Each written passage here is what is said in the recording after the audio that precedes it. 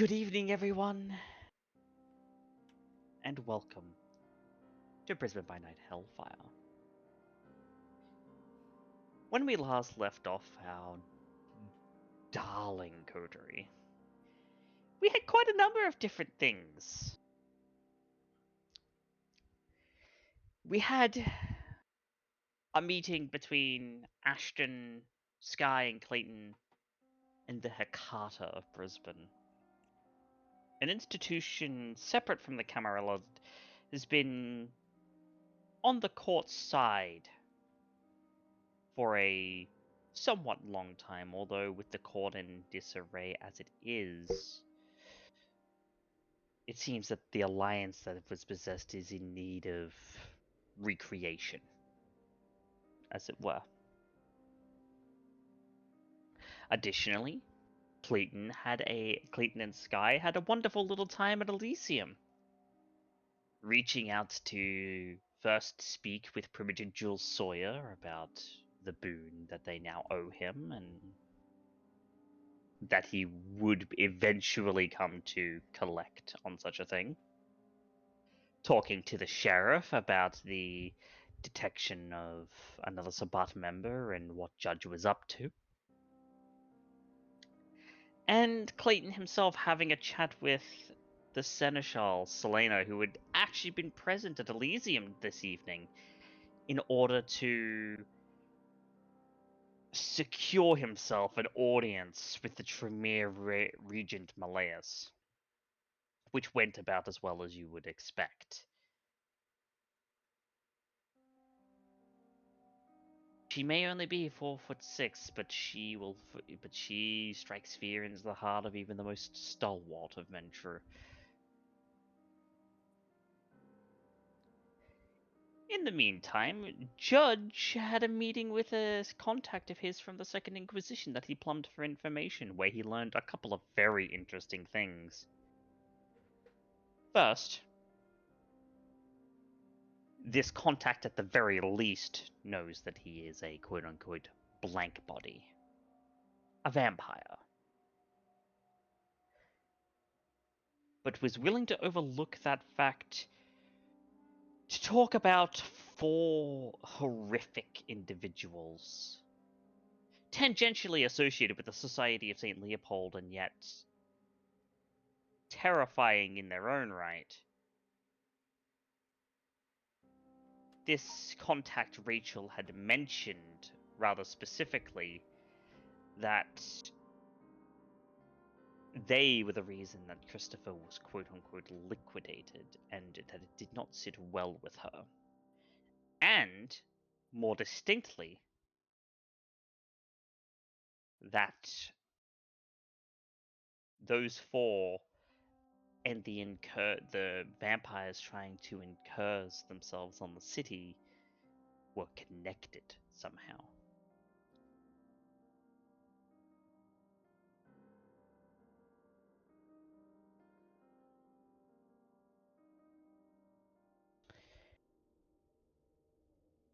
He then, after the meeting, proceeded to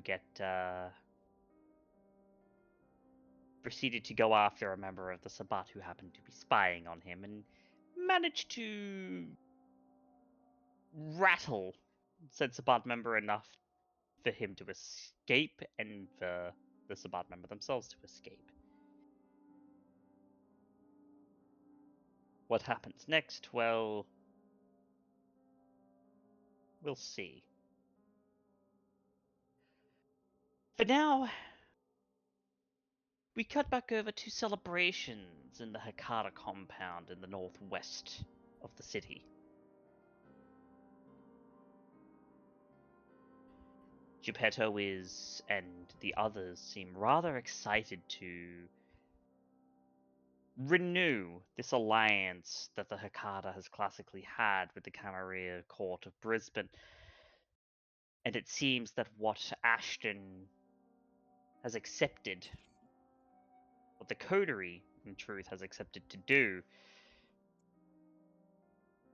would be of assistance in clearing this up. So it is here that we zoom back into the lives and times of our dear River City kindred.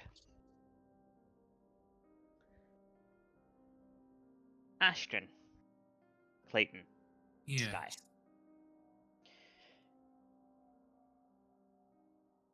After Geppetto has made mention of celebration, he along with the other two, Sam and Sophia, would lead you out into a rather large dining hall. Where the table is lined with food, but not of the normal type.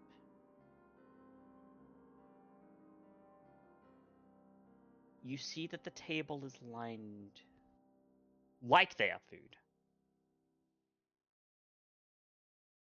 with bodies.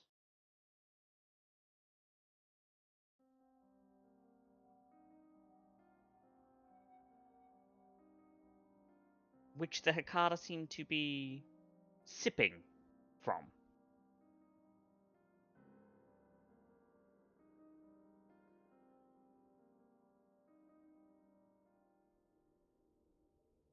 They don't seem to move, these bodies, or anything else, but they don't seem dead either.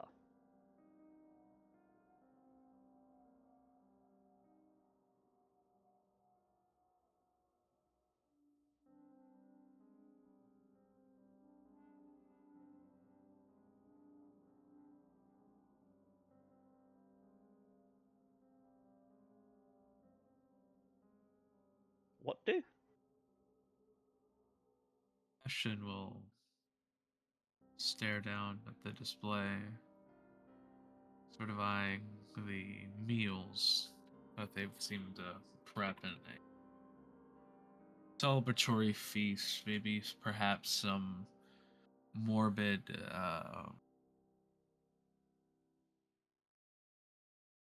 some morbid show of what Thanksgiving used to be for us people who can no longer eat and feast as normal individuals can.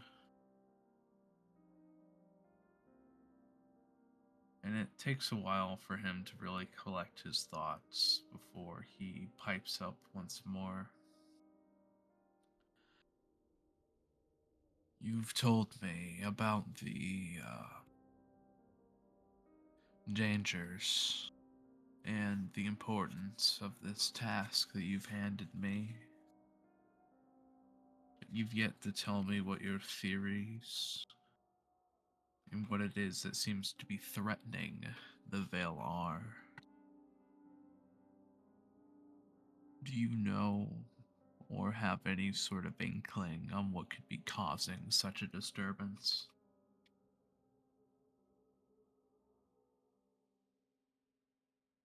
I have a couple of theories. And you would see that he would actually snag just a little sip from one of the bodies as they pass by.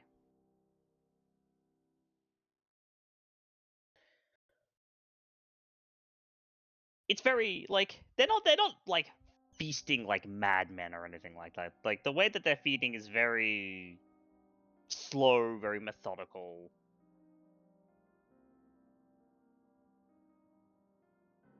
If a vessel isn't high volume, it would be difficult to tell that it had even been feasted on to begin with.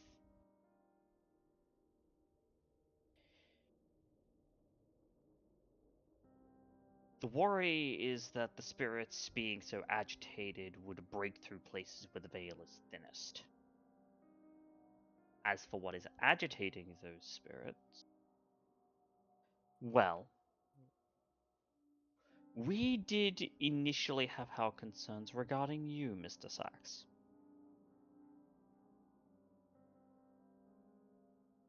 Given the timeline of things and my entrance into the city and this sudden problem, I can certainly see why that would be a worry. We were glad see, as my daughter and grandchild had reported to me upon their visit to your abode, that you had not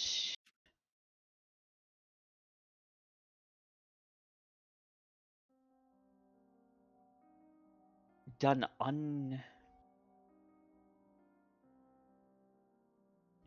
you would not put the myriad fetters that you possess to some twisted task.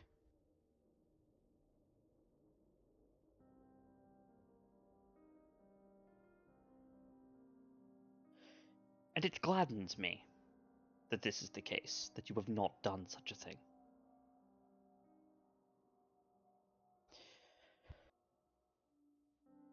Whatever is commanding spirits on such a scale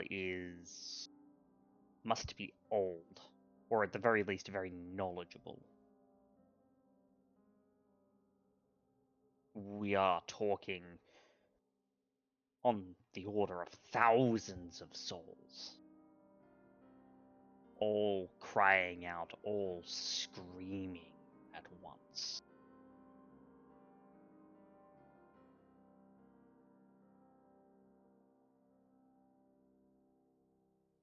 And they scream for blood.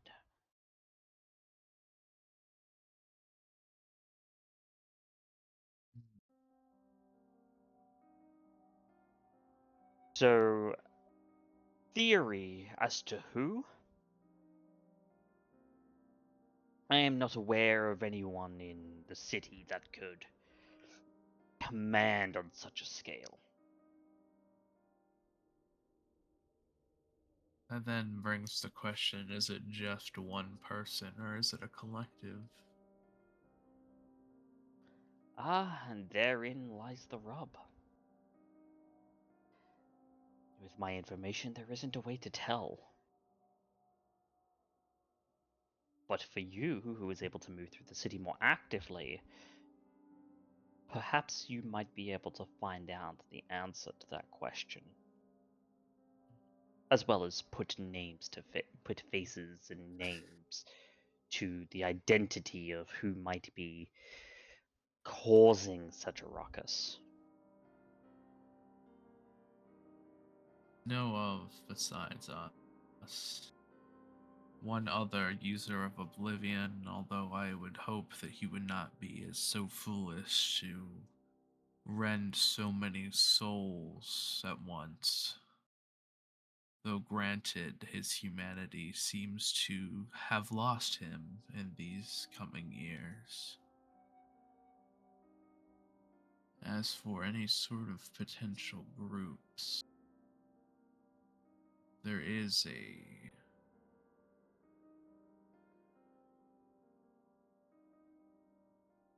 here who's been causing some problems. I could start investigating their whereabouts and see if the rift follows them, but I would think that doing such a thing would ruin their mission as well, so motive, I feel like here is certainly something we need to look into. Yes. Who would have the motive to torture so many spirits? So, I don't know if you've heard them.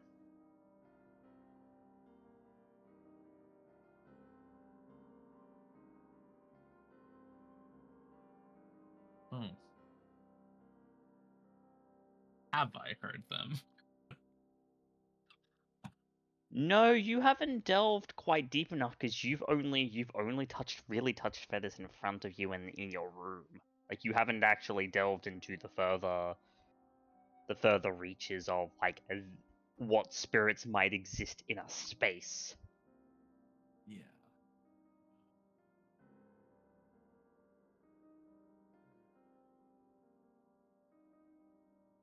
Cannot say I have, although that does not mean that I can't try.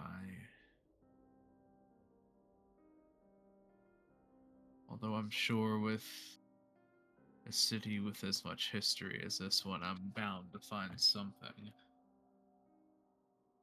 Almost certainly. The spirits of this place speak of many secrets, things forgotten by both the living and the dead.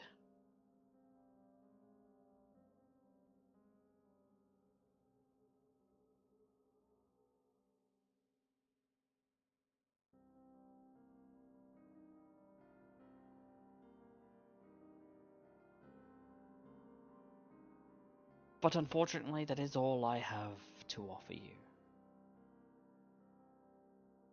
Information is not as forthcoming as I would like it to be on such things, and if I had all the answers, then I would not be necessarily be seeking your help. Now would I? That is fair. The bits that you have given me are helpful in their own right. It gives me a place to start, some places to look, some angles I can start looking down towards. And I am glad, certainly glad to be of assistance. One moment. And he'd lean over and take another little sip from one of the other vessels on the table. Again, they're not really moving, but clearly not dead. They're too like like they have too much color to be dead, especially with how long that they've been sitting on the table. From what you can tell, at least. Would it strike me as particularly odd that they're not crying out? Perhaps would I know of the Hecata? Or would I even know that? You can make me an intelligence occult. Alright. It's not my best roll. I can assist you, so don't worry. Also, Raven, kinda.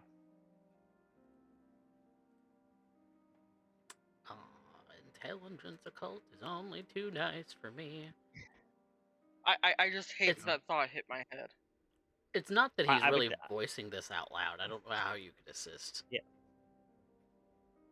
There's not really a way That's for you fair. to assist in this one if you're not if it's not a vocal question. It's a curiosity, it's not a question. Yeah. I have one. You remember hearing rumors of vampire, like the Hecata and their bane having something to do with pain being inflicted upon vessels, but that doesn't seem to be so here. Everything he does, very much against what I've ever heard of them. It is a mixture of, like revolt, like sushi train and Thanksgiving with human bodies, but Little vulgar. well, Little not so much odd. It's like a wine oh, sipping, but not with it is. wine glasses.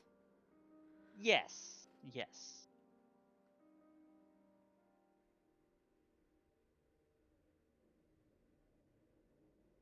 You can feel free to ask. He doesn't really want to impose.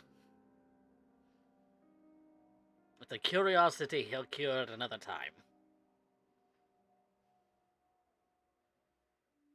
Patience. Well, if somebody else would like to ask, you can feel free. Ashton, is there anything else that you wanted to ask Geppetto whilst you are speaking to him?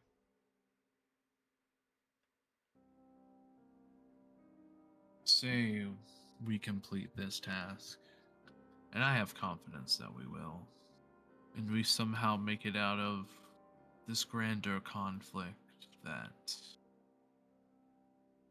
plagues this entire city. would you be willing to bridge the gap between the Hakata and the court?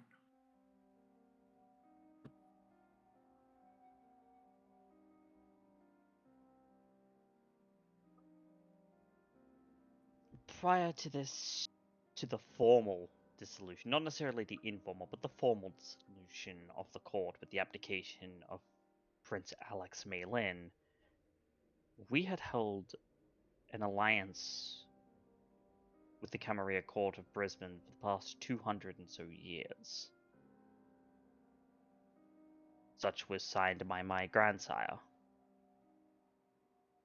I would be more than happy to re-sign a new alliance into effect.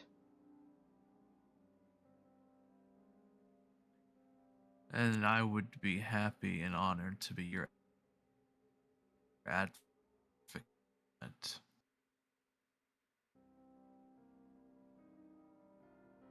That is heartening to hear. I know that there are a certain subset of kindred that tend to get a little concerned with the nature that is the Hakata. The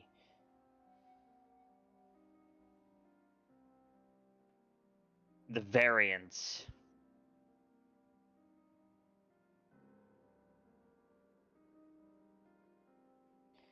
The nature of kindred is to gossip. Oh yes, and unfortunately when your classical counterparts in Europe have a history of necrophilia and incest, it tends to leave a bit of a stain amongst the more gossipy types.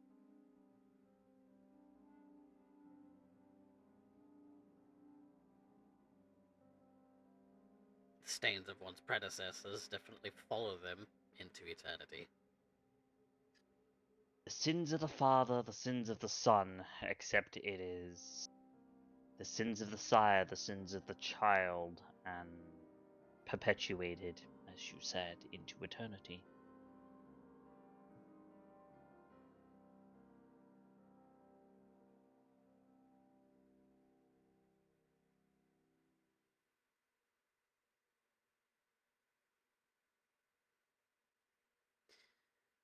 I suppose, in that respect, then, a new alliance would necessarily need a new prince to be declared in Brisbane in order to make that official. That would be correct.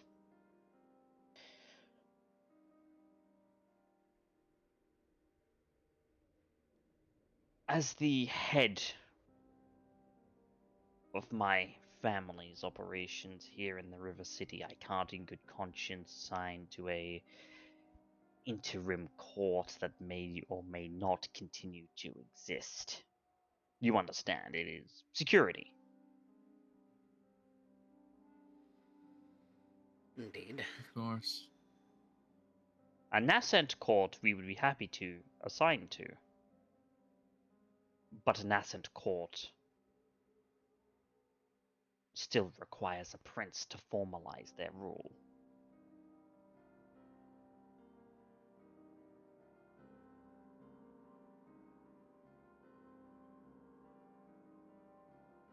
Sometimes it feels an eternity that Prince Maylin had left us, and And I sometimes shall it hope feels... Oh, go that on. by the time the... Sorry. Oh. No, you go ahead. You must be wicked delayed because... Maybe a little bit. But no, go ahead. Okay, there we go. Test. Test. Yeah, you're good. Okay. Yeah, I must have been delayed. 'Cause my thing was on red. Yeah. But you can go ahead. Oh, I was just waxing philosophic. Oh. I shall hope that by the end of everything, that someone who is just and someone who has their best intentions for this city will take stand.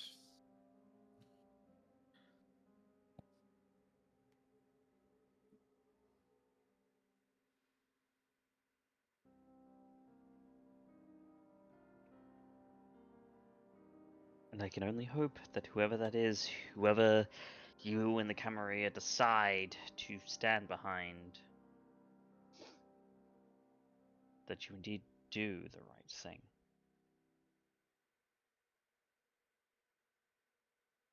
But we need not be so glum.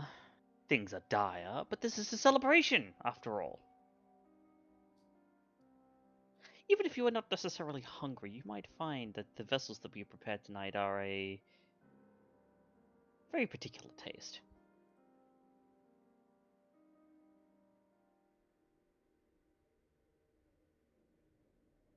Drinking the Kool-Aid, y'all.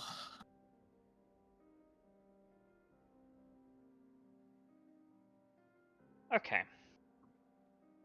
Let me look at something really quickly. You know what? That's a good Sure. sign. You drinking the Kool-Aid with me? Uh-huh.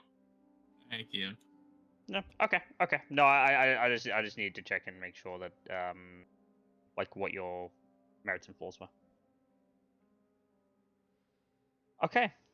So Skye, you're gonna take a little sip, Mhm. and Ashton, you're gonna take a sip. Okay. Yep.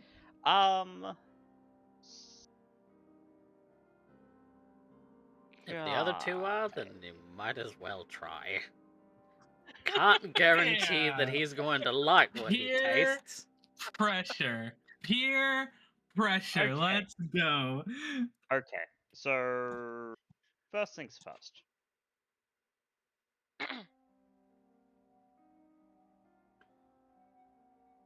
Let's start with Ashton's reaction. Ashton, Okay. you take a little sip. Yeah. What's your current hunger? 1. 1? Okay. So you won't slake any hunger from this. No. He was told to partake, even if he wasn't particularly hungry, and so he did. So here's the first thing. Okay. You're used to drinking dead blood, really. Fetid blood. Yeah. This is live. Oh. Okay.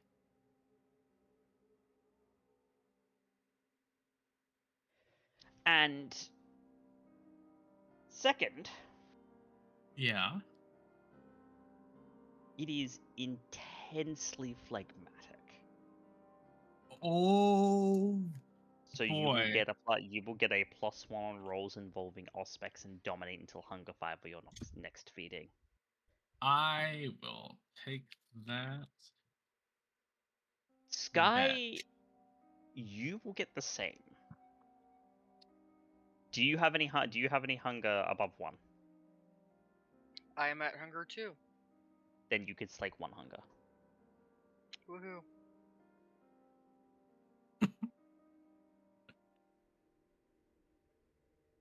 Clayton, give me a high or a low. Hi.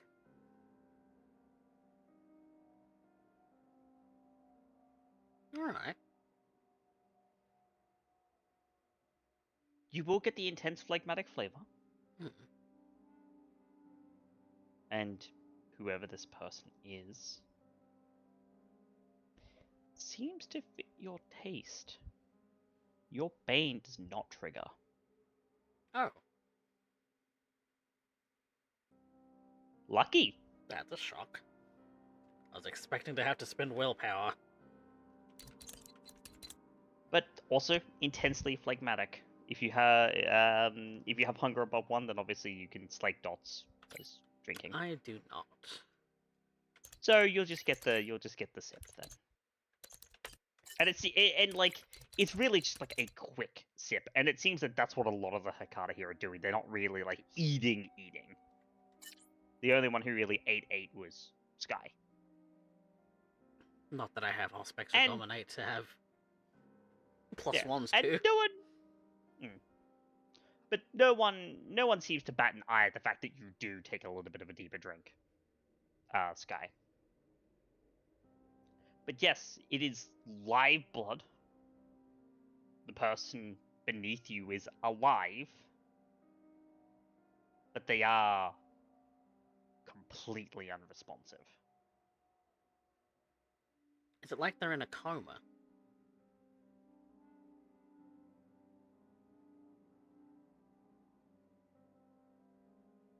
Go ahead and make me an intelligence medicine, if you would. Not that I have dots in that either. You would all get this feeling, so if anyone else would like to roll it, then you may. 1. Yep, I would love to. It ain't worth me rolling. Everyone got like 1 dice for it. Fair enough. Yeah, you can go ahead and roll it, Ashton. So, Clayton, Hmm. 1 success is enough to tell you that they are indeed, and Ashton, 2 successes as well. You won't get any more of this, but they are indeed comatose. They are alive, but they are comatose. Oh, that's a crit. He changed that to Oh, crit. yeah, right, so 5. Okay, so Yep. I'll go I- into the more in-depth explanation in just a second, but you could both Thank you. tell that they are that these vessels are indeed alive but comatose.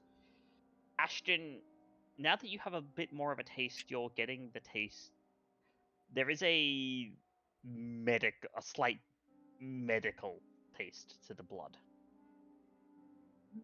Okay. And you can tell that it is the comas here are medically induced, so they've been rendered comatose.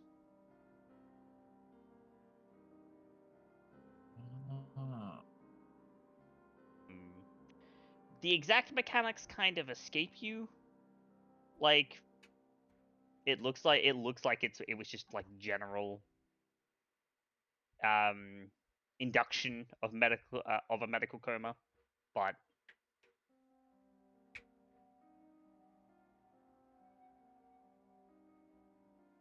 Okay. Wow. Oh man. All right, a little ketamine in there. Okay.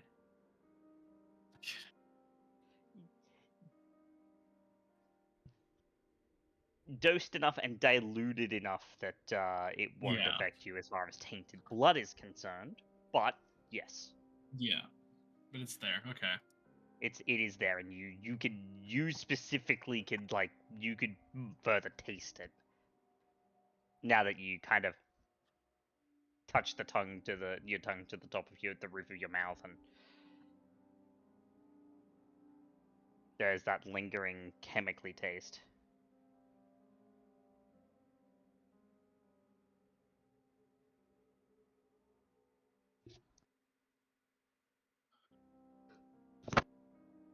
Ashton almost nods like approval of like the blood and how it was procured.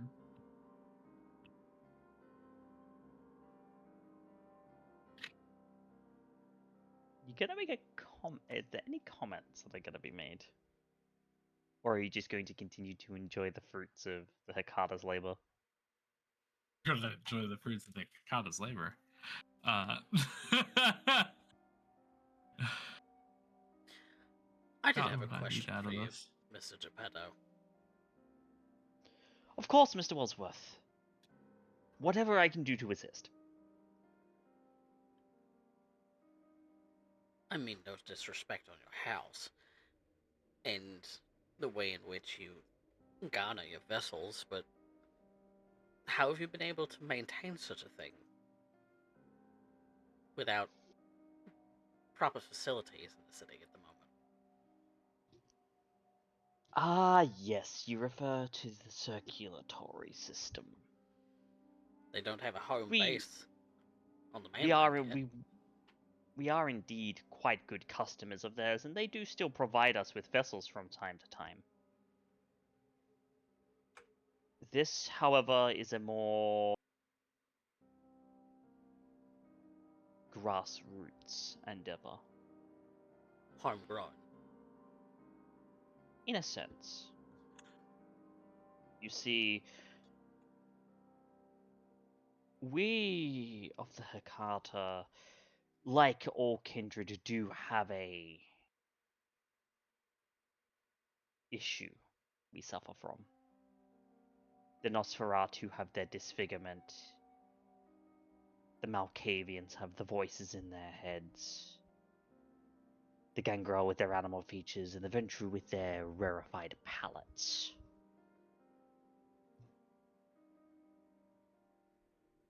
We Hecata, after our family reunion,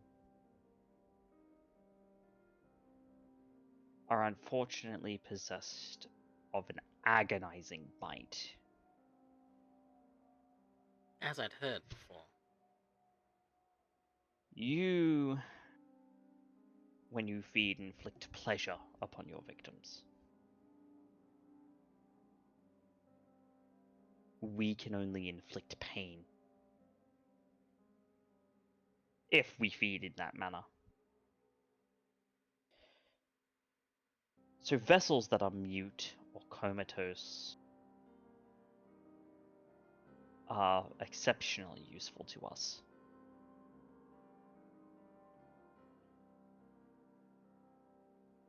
And as such,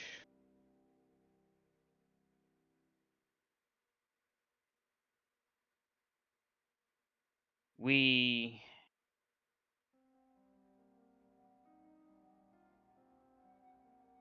maintain respite and end-of-life facilities for certain mortals.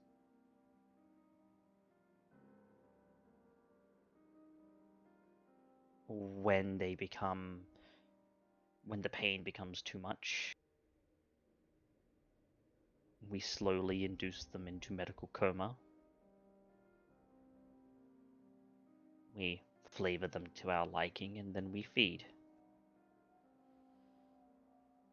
I'm no And medical expert, but don't comatose patients still feel pain?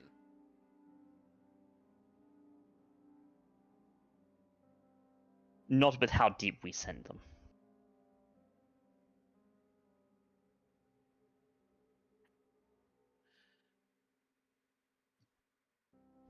Brain in this state, the person is still alive, but they barely have autonomic nerve function left. And if the right painkillers are used, well, they're not exactly gonna know the difference.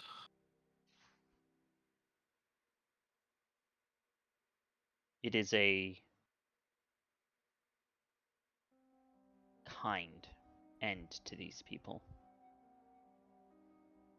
They are vessels until they can be no longer. And then those of us with more ravenous tastes perform disposal.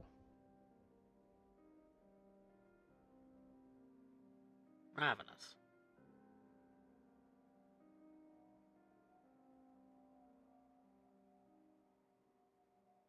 There are a subsect of our family,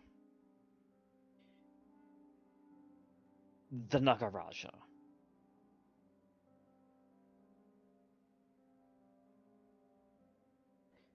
In fact, and he kind of tilts and he would gesture to someone over in the corner who is ravenously tearing at a disembodied arm.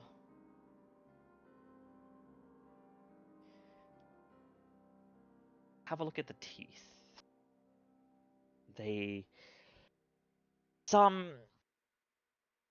Before the family reunion, they classically had a requirement that they needed to eat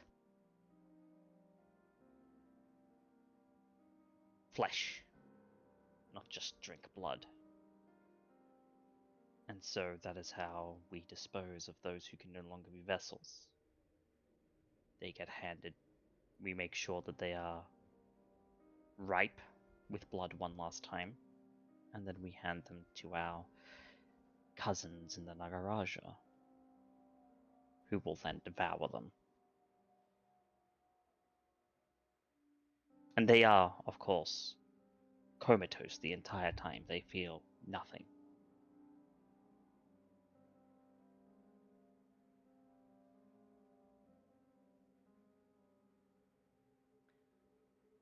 I feel we should have met sooner, Mr. Giovanni. As years ago, I had a coterie mate who suffered from a similar affliction and could have used your advice. Yes. What was her name? The former Scourge. Wendigo. Wendigo? Was it? Yes. We had kept an eye on her. You see, from afar, of course. But fate, unfortunately, never aligned for us to meet or to intervene. And in the time leading up to her unfortunate disappearance, or so I hear. Yes, haven't heard from her in a few years now. She was not necessarily devolving into beastdom, but was otherwise losing her mind. It was unfortunate I couldn't help her. It seemed that a screw into the glass that was her had finally caused the cracks to become just that iota too large. Which is such a shame. Hope wherever she is, that she's thriving now. Well, it's the only thing I can do. Of course. If you do ever hear a word, you would let me know, wouldn't you? Oh yes, most certainly. I have no reason to keep that information to myself. So I would be more than glad to assist wherever I can. Again, it's almost regrettable that you and I had never met until now. Such are the strings of fate, Mr. Wellsworth. Such are the strings of fate.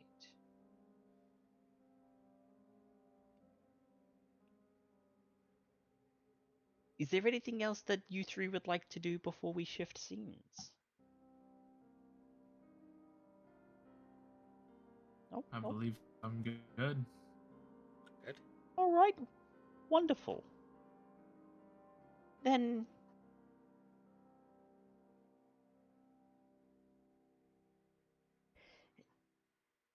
you would continue to partake for a little bit longer before you pardon yourself from from the Hecata compound for the evening.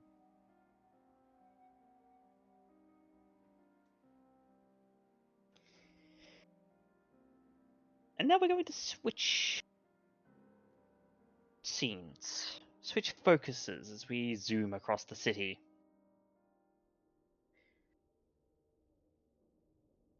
Lucy, Valentina, I have a question for the both of you.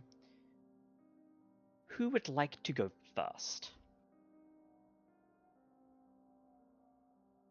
Not it.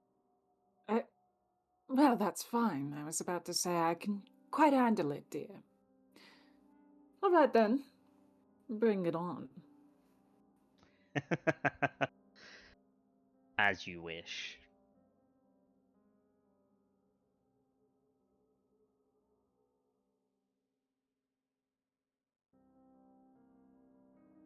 And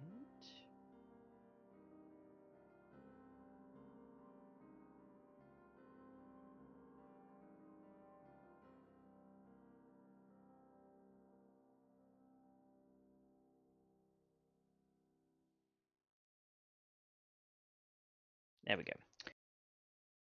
Must change the music very quickly. Need something a little bit more bumping.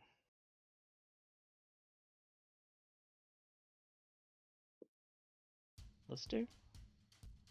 Yeah, this'll do. Valentina.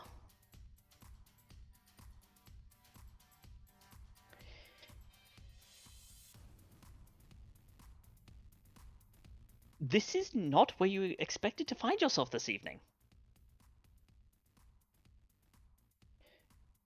You expected to find yourself speaking to a room full of corpses alongside the corpses that you call the rest of your coterie.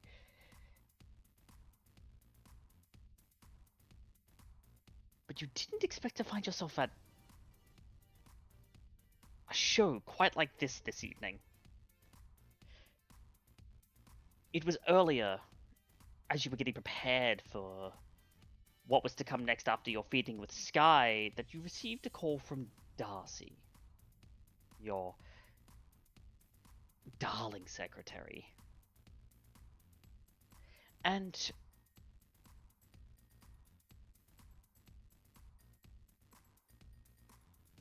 she had wondrous news.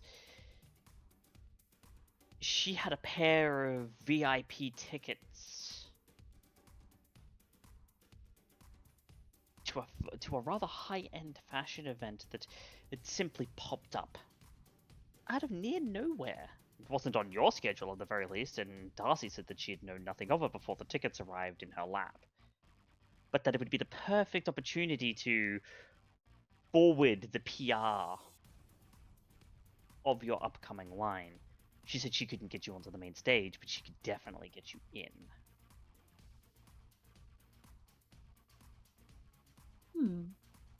Well, this definitely is quite the advantage. All things considered, this is part of the ongoing line that I mean to continue on the trend, you see. It's not just enough to be a creator, to be a visionary, but one must also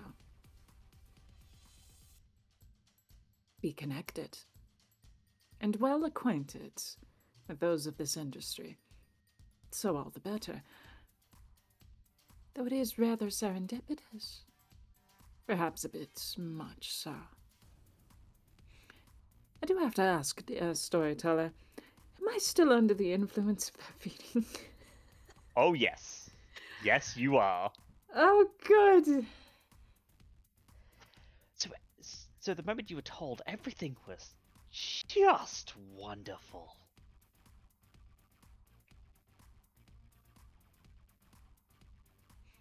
Indeed it was. Well, we'll make the most of it, it seems. The first order of business is I want to be able to make sure that I know who's trekking through here, so... do I recognize any familiar faces? Or even familiar brand? I'm trying to see what I know of the scene. Certainly, this is the who's who.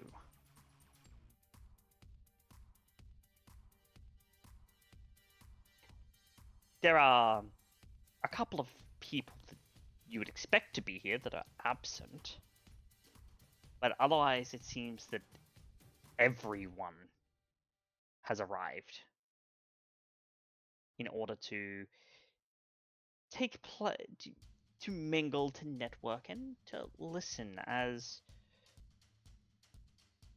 you've entered into the event space, that there is a presentation going on, an announcement of a new line from really more for the mortals than anything else.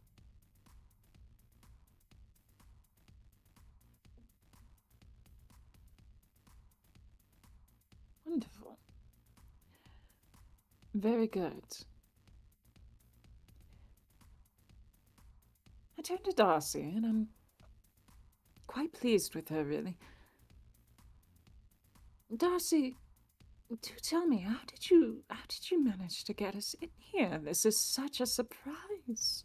I wasn't expecting this for at least a couple more weeks. You certainly have a magic. Well, I it's kind of a blur, really. I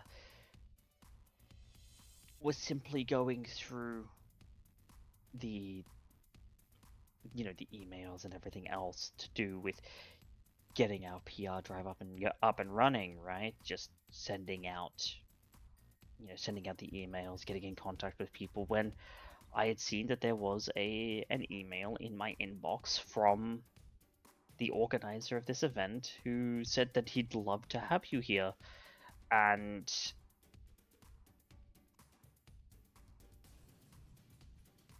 he wasn't really a name or anything attached. There was just these VIP tickets. And of course I did my due research into seeing, were you being invited to a warehouse in the middle of nowhere, or was this a legitimate event? And she'd pull out her her phone and show you, like, yep, this event has like a website and schedule and everything. Fascinating, yes. Well, this is excellent news and excellent work. I'm certainly glad you caught a hold of it. Let's see here, and as I'm inspecting and reviewing the lineups and the walks that are the models going through, I have a question more so about the clothes, and I want to inspect them. Okay. I want to. I have an academic specialty in heraldry, Mm-hmm. and I want to go ahead and use that to see if I recognize any symbols, because this is. Sure. Yeah. No, I think this is a perfect time to employ something like this. All right, cool. Oh God, is it worth rousing the blood? I'm in such a fucking predicament lately. I would say that Please? this would be a wits academics, because it's less about exactly what it is that you know, and more, can you recognize the heraldry to make a connection? Oh, wits academics. Then I don't get a -1. Okay, I'll take it. I'll take it. He is a merciful God. That's 2 successes. I'll just go ahead and reroll that one and see if we can just get that little extra. Sure. 3 successes. I'm happy with 3 successes. On a pool like that, yes, I think that would certainly be fine. So 3 successes. There is heraldry in everything. It seems that a lot of the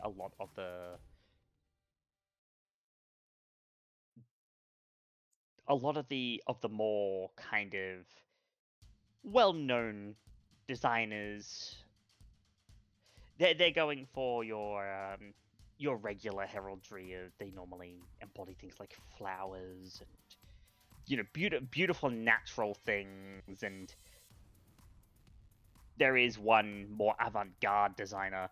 I'm not gonna put names in here because I'm not majorly into the fashion world, but there is one designer here who very much uses the symbolism of that is more akin to like modern architecture than it is to anything natural. More sharp lines and angles and geometry. But there is something that catches your eye. And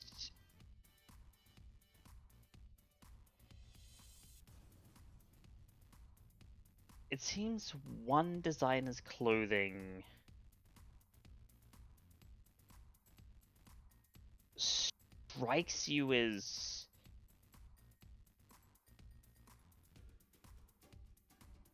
this is not, the heraldry is not for mortals.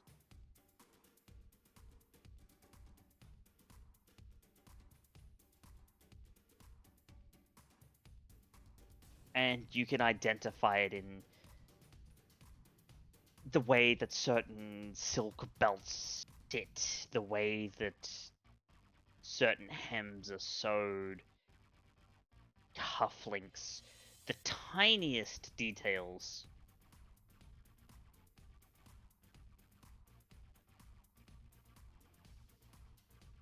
But you are identifying kindred heraldry, kindred symbolism.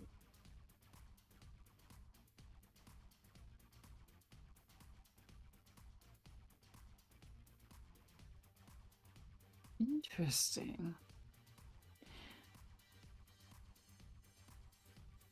Let's see here. As the models are passing by, I'm going through and I'm recognizing very specific names. Surprising that they're this far out. There's Yoji Yamamoto and Comte Gauchon. Really surprised that all sorts of individuals like this are coming through with this, and then suddenly I happen to notice something that doesn't belong in the usual lineup. At least not as far as runway is concerned. Do I understand the imagery? I'm willing to roll a politics in this. There are a couple. There are a couple of different outfits here. There are a couple that you will understand without a roll, and a couple that you will need a roll to understand.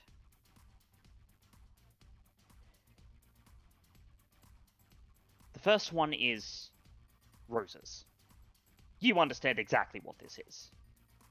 This is Toreador heraldry. In fact, I'm not even going to have you roll for this because you have the specialties and whatnot to know this specifically. This is Toreador herald, like very classic Toreador heraldry, like Georgian era Toreador heraldry. Oh my. It's dressed up in a modern suit, but you with your knowledge can tell it for what it is. The next is very clear Ventru heraldry. The power and the dignity that radiates from the model as they walk. It reminds you somewhat of the Harpy, actually.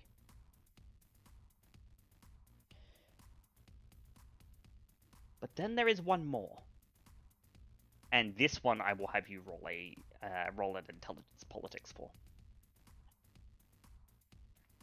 Understood. And I will rouse, and that is a success, and much obliged. So that is only politics intelligence, correct? Yes. Very well, because I roused. Normally I would have a -1 given my disposition, but now it's only +1, so. Mm-hmm.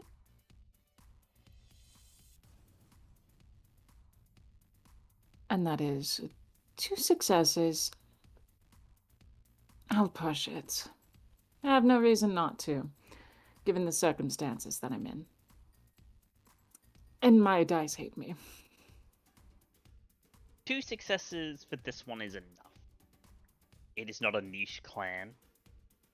Perhaps it may be a niche clan in the city, but not a niche clan in general that is being referenced to. And you've seen your fair share of these through the courts of love, so I will give it to you on 2.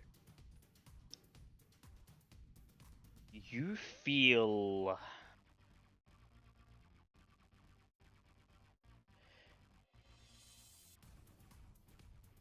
strength. You feel rage.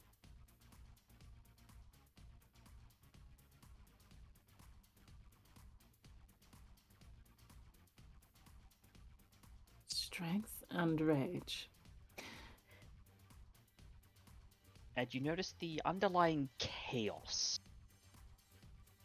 in the outfit. Something that is very clearly created But this is Brujah heraldry.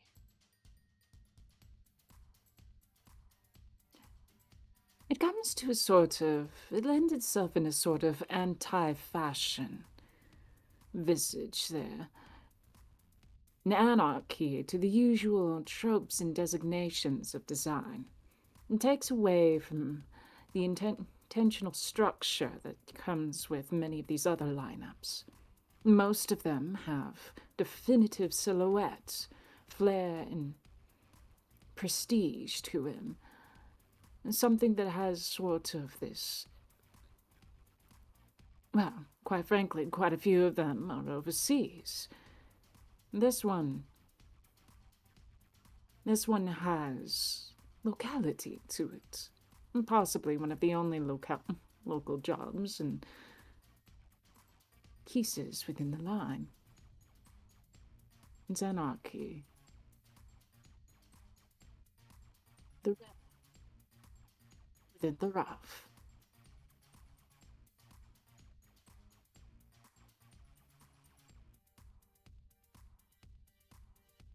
With that,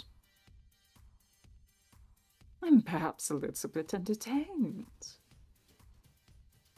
A key invite. All afforded to me. And this is a message nonetheless subtle as it is. Either I have an ally in this field, or I have a rival. They wanted me to see what it is that they control. What I'm encroaching on, most certainly.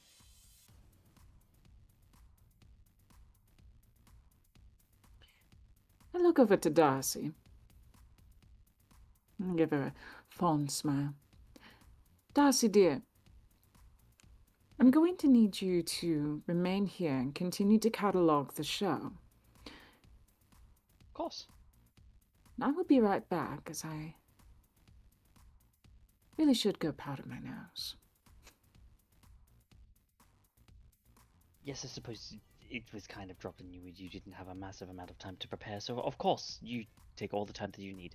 I will make sure to note everything down. And you see she already has been, but she's more intent about it now that you've actively asked her to. Thank you, dear. I will be right back. And of course, Valentina is not going to go powder her nose.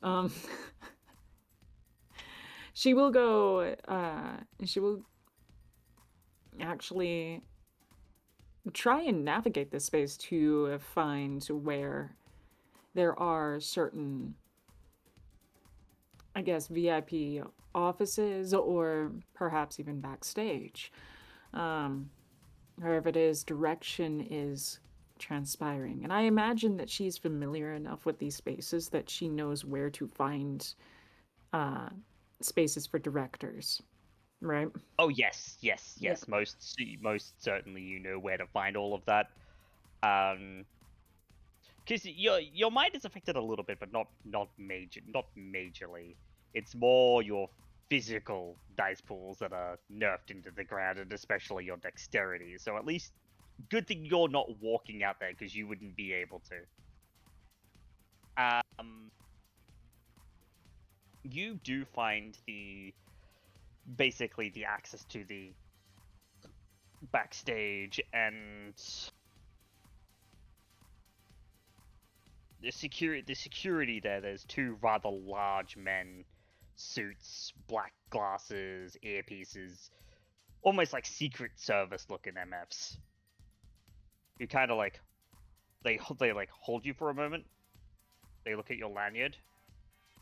They look at the name, and then they beckon you through. Ah, perfect. Thank you, gentlemen. You have yourselves a very lovely evening. And I will continue on through. Yep. Yep. You do continue on through. And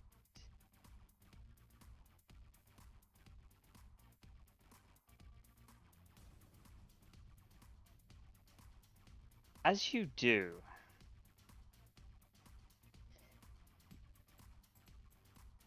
you hear a voice you haven't heard in a while. And it was a voice you were really not hoping to hear. Oh no. Along with the sound of a camera shutter clicking.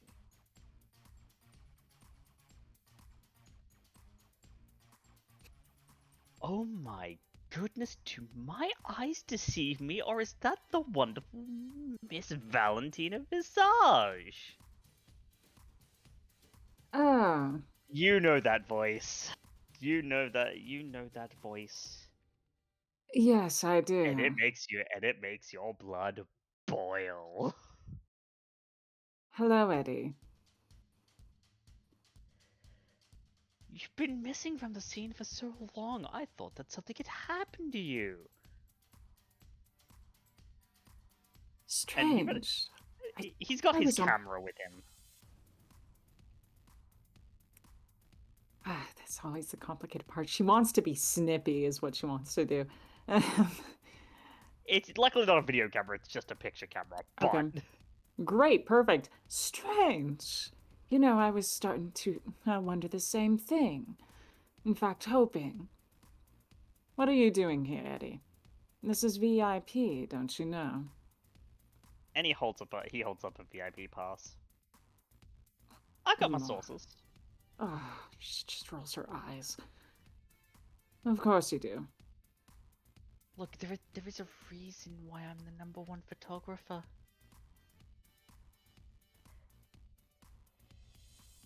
Number one, more like dirt cheap. Come here. You need to get rid of that immediately because, of all things, I don't think you necessarily have any sort of right to be here sourcing around here.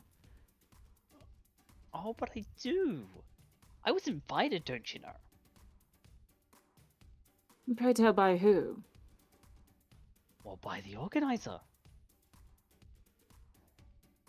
Oh, went through company emails and things, of course, but yeah, I got an invite.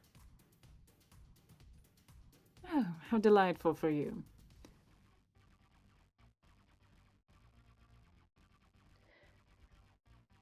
Someone seems a little upset by that.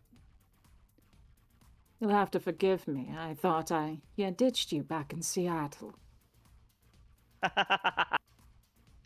Oh, everyone always thinks that they can get rid of me. No, I don't go away that easily. And how could I? Your beauty and your work are something that needs to be preserved. But not for you and your tabloids to sit there and gossip at. Oh, people are going to gossip regardless. I just give the people what they want. You give them insider secrets, trade secrets, and you steal from companies. Eddie, need I remind you, you're still under court orders. Oh yeah. The restraining order hasn't vanished. Sure, it hasn't. But I'm just here It's an doing my American. job. And yeah. There's a couple of problems with that. First, I'm simply here doing my job. Second, that's in the US, so it's completely not enforceable here. And third, and I think this is most important, you're saying that I go around stealing trade secrets. I take pictures. I take pictures of models and of fashion designers. I don't know where you happen to get it into your head that I'm performing basically espionage.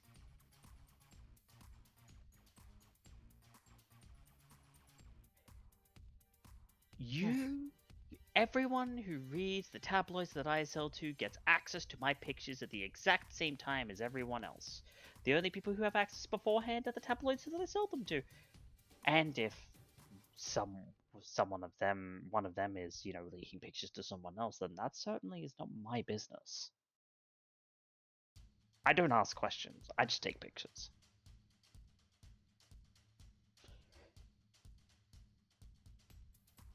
Valentina's not happy about this situation. Um, insights on Eddie and Valentina's background. So Eddie and Valentina go back a little bit, obviously, when Valentina was still in America. During her time, shortly after the courts in Paris, there are a few shows that she had to make in the Americas, and it was around there that, she encountered Eddie, and Eddie got into a lot of places he really shouldn't have. He had this little thing that he would do where he would go into company premises or private staff areas and take pictures of projects, plans, design structures, all sorts of events that were being set up and whatnot, including invading on models' privacies, just shit like that to try and get the most insider knowledge possible, to the point that Valentina had to get a restraining order. Oh yeah, and I will know he has been doing that. He just doesn't. He's just not saying that out loud. Yep. Yeah, like he's saying I'm just here doing my job, but no, he hasn't changed. Not a single little bit. Yeah, and that's why Valentina is not buying it. She's like, mm-mm.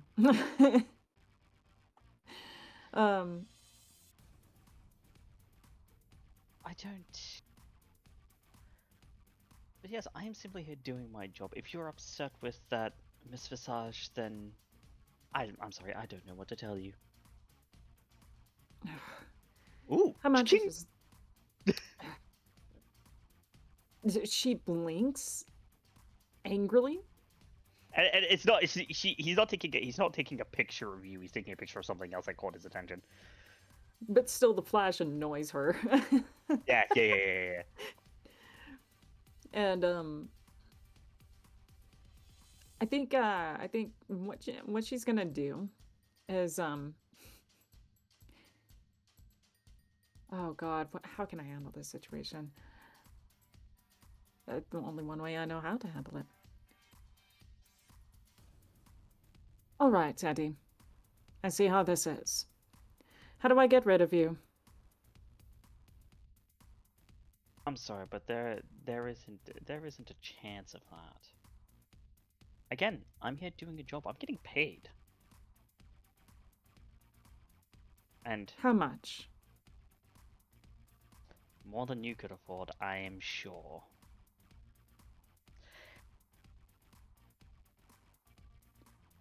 Which is a funny way to say that it's not actually about the money at this point. Fine.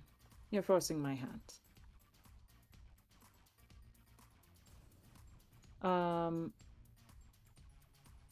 Give me a second while I brainstorm what the hell I'm gonna do about this.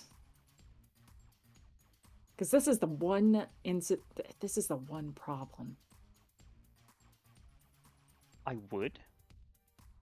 But something's about to happen.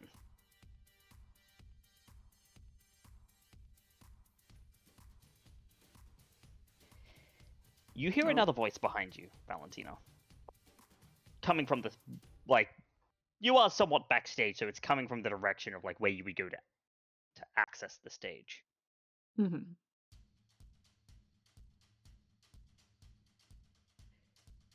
It's another voice you recognize, but this one's a lot nicer.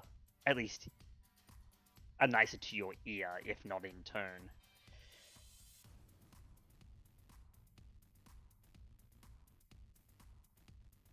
What is it that I find in my little menagerie but a gnat bothering one of my little birds? You hear the click, the perfect click of heels. Mr. Nguyen, I know for a fact that you are here,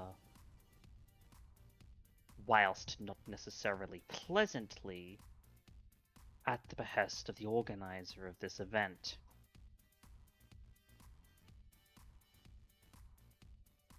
I will not, however, tolerate any backsass, especially to her. And you see a very well-known figure to you step up alongside.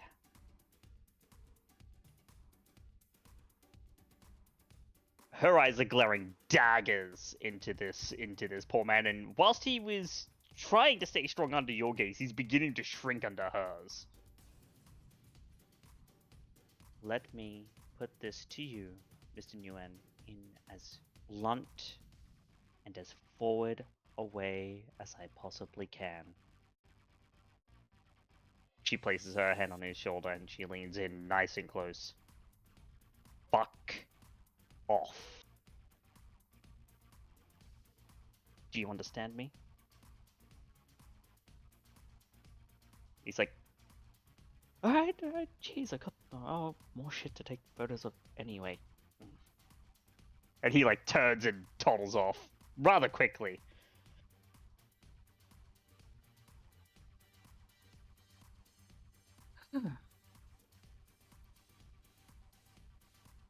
Sophia. Thank you. I don't know how it is that he keeps somehow finding me. I'm sure someone fed him some information, no doubt, but it is wonderful to see you again, Valentina. It's been far too long. And and her look softens and she gives you a smile. It's so good. Did you like the tickets? Well. A ticket? Well, I already. Just to confirm, I already have a ticket, right? That's the case. Yeah. That's how you got in. Yep. I already have a ticket, my dear. I was cordially invited, it seems. Oh, so you did get the email. Wonderful. It's been a little bit, so I wasn't sure if you were going to get the contacts. I had Really? had a little chat with the organizer of the event and said, of course, given that we were setting up here, that if anyone had to be at this event, it had to be you. Ah, my dear. Sophia, you are a star. I'm so happy to actually see you here at this moment, and thank you for thinking of me. You're absolutely right. I've been very pleased to see everything come through. I'm shocked, really. There's so many internationals that are walking through here. Can't believe I didn't know about it before. Busy me. But, and she will reach out and here we go. Arouse the blood again, because I need to blush of life.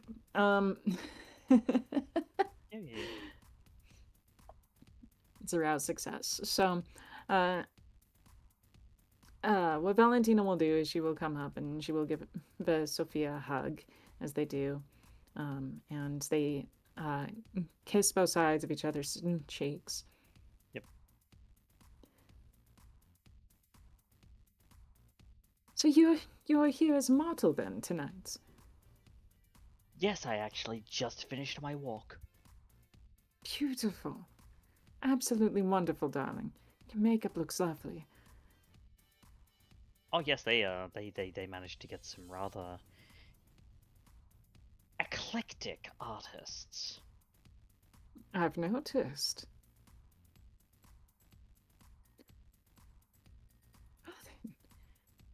My goodness, I was actually around here trying to investigate a bit more about this scene.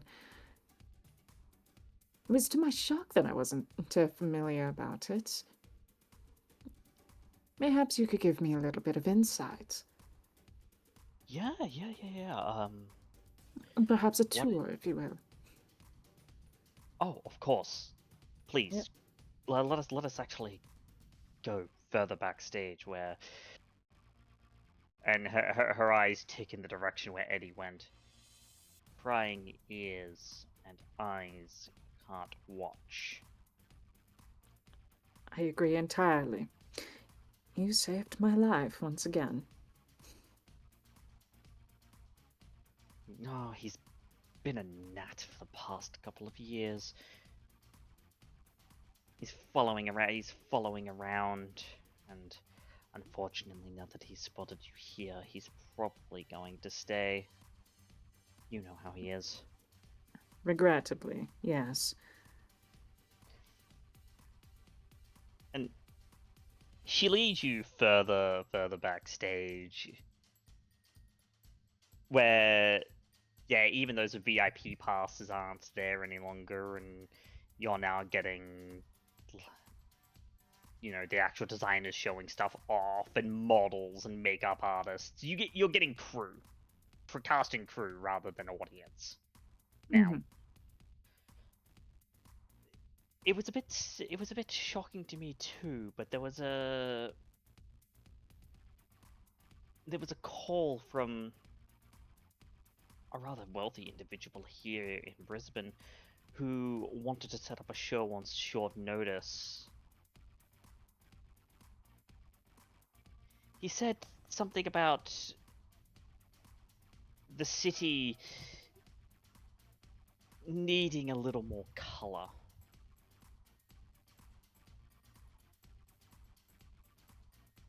More color, he says. Well, it certainly needs a little bit more life. Oh, and so too does it have. And a little less too. Model hitting the bumps a little too hard.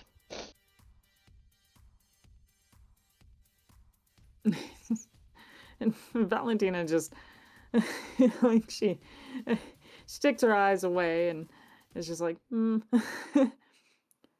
Shit. Well, hopefully you're staying safe with all of that.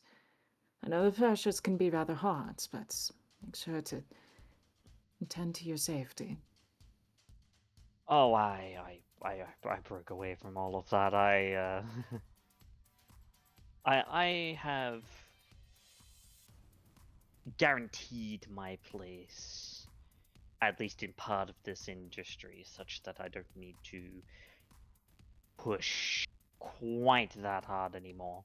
Of course, perfection is still the goal. Ah. No, merely the image of it, dear. And that can easily be replicated. But you are one of a kind, and not so easily replicated. Oh, you always know just what to say. But please do come back. I think someone would be rather interested in seeing you.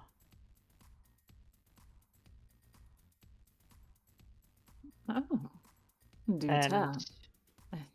And yep, you're led back a little bit further than the model dressing room and the makeup dressing rooms to a kind of executive lounge.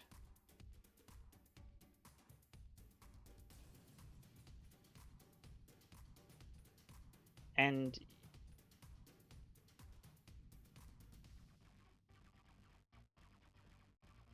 Stella lets you in. And the room itself it's bumping, but it's rather quaint in the number of people. There's only a couple sitting there, but they are indeed figures you recognize.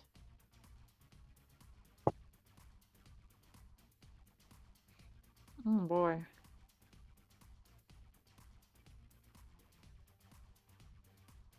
Well, I do know him.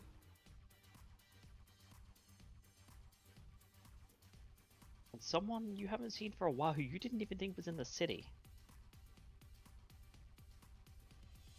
Oh.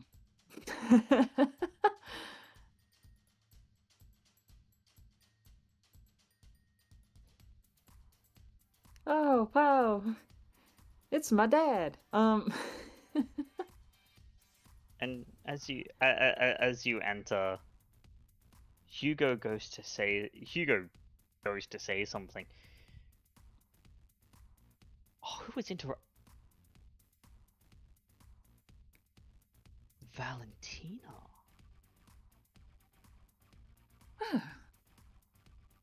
Isn't this quite the surprise? Good evening, Hugo. Quite the surprise indeed. I knew you had been around, but I had been told by my friend here that you had been rather busy, so I didn't want to bother you, but I was given some insistence that I should send you some tickets to this little show, so I made sure to. Please do come in. Why, thank you. Sophia, once again, thank you so much for showing me the way. Of course, Oh wow, that's the time already. I've got to get into my next outfit. I'll leave you to it, but I'm going to be in the city for the next bit. We should catch up. Oh, absolutely. I know this beautiful little wine bar that we'll have to check out sometime. Until then, au revoir. Sounds absolutely wonderful. Au revoir, darling. And she turns on her heel and perfectly struts down the hallway back towards the changing rooms. Valentina, And she would close the door as she leaves as well. So you, Raven, and Hugo are now alone in the room. Indeed we are.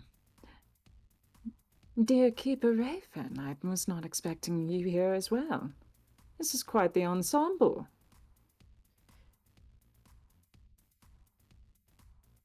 In order to get a grasp on how the city is in all of its facets, I needed to venture outside of my comfort zone a little bit when it came to the arts, and fashion is one that I haven't really tried. So when I got contacted by Hugo here asking to see if he could set up a show, then I was more than happy to oblige him.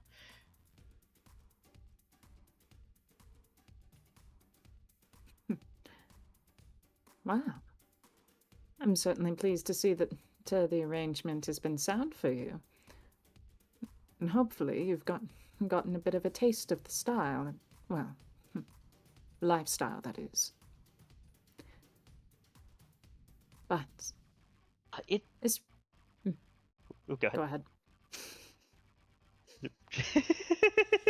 Damn it. Go ahead. I shall go. You. Yeah. It's been interesting, to say the least. I see the flower my sire created here, and I can't help but wonder. It's so different and yet so similar. I'm sure you can agree that, you know, the differences between here and the courts of love in Paris. It is so different here, and yet there are so many distinct similarities. Wouldn't you agree? Please, come sit with us. Valentina would certainly come on in and sit down, just like at an angle where she can reasonably see both of them, speak to both of them. Yep. The room is set up for that, so, and where they're sitting is set up for that, so yeah, easy. Perfect. And she brings her attention to them both and is a little bit, probably a little bit perplexed about this entire situation. Hugo is here. Hugo. How do I put it? Valentina respects him. She also knows that when Hugo is involved, something's gonna come out of left field. And he lives for the show. He does.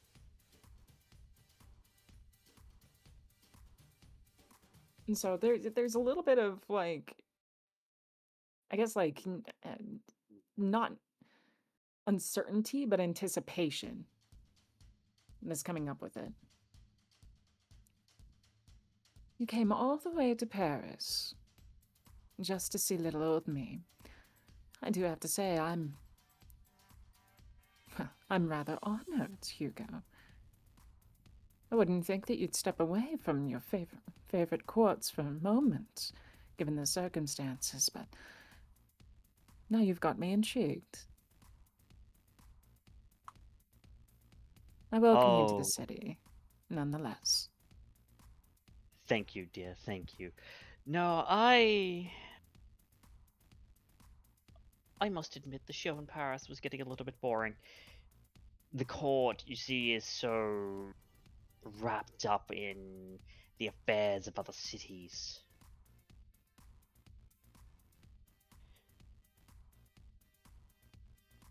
Of course, things are happening as they normally do, but those centers of power in Europe are very well disrupted at the moment.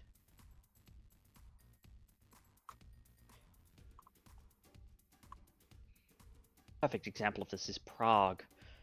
Prague currently is a absolute nightmare, to put it kindly.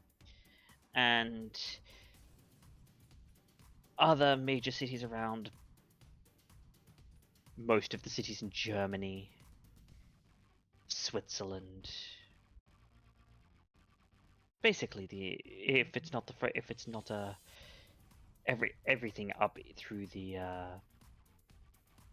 Germanic regions is all completely messed up at the moment, and quite frankly, there's only so much of a certain kind of pathos one can take before the show gets boring and needs a new visage to watch over. Wouldn't you say? Most certainly. Though, a war is a war, no matter where it's framed, darling. We both know this. No, you're here for a different reason. Certainly not just because of me. Certainly not just because of war. Well, I would not lie to you in saying that I was curious to see how the flower had been tended to in our sire's absence.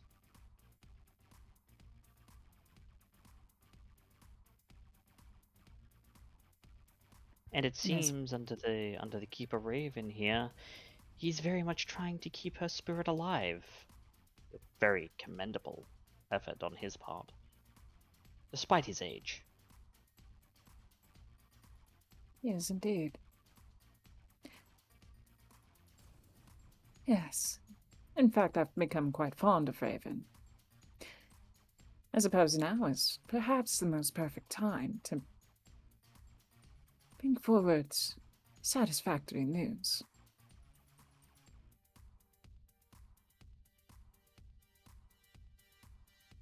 We're working towards a circulatory system in the city. And at this point, it's more or less been established through different networks. My shock was to discover that the initial ones that were set up between shipping and, well, the processes that have been established with imports and whatnot, that there wasn't a secondary option, backup, a safety net should any of that fall down. Yes, I did. Raven here was telling me a little bit about that. I had managed to make contact with the sommelier around these parts. One Mr. Duval. Through my own contacts, of course.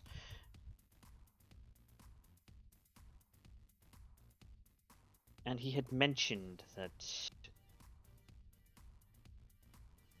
homegrown solutions like are placed in places like Paris had not taken root here.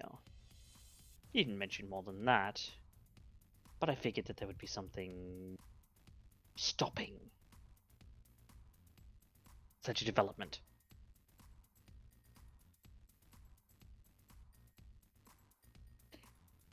Supposedly. One of our own arose within the city. It's been rather intriguing, really. But I figure, given circumstances, if we go ahead and just proceed with the options and development anyways, well, I'll be getting an invite from her soon enough. Yes, yes. Somewhat of a cult of personality, that one.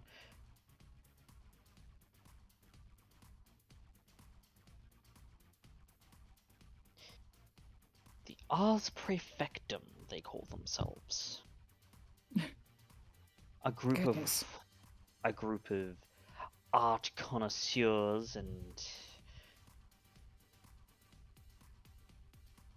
I mean, this is somewhat rich coming from me, but pompous fools who believed that their vision for what this city's beauty should be overrode the vision of the prince.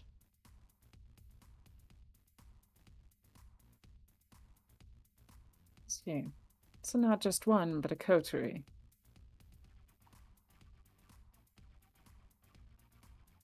More than one individual, but however many I am not sure. I have not been in the city long enough to do my own investigations into the matter, given that, well, you know well my particular tastes in art, and of course, if I was to, say, set up something here, even temporarily, that I would probably arouse their suspicions and attention, I like to know where I have them, my targets.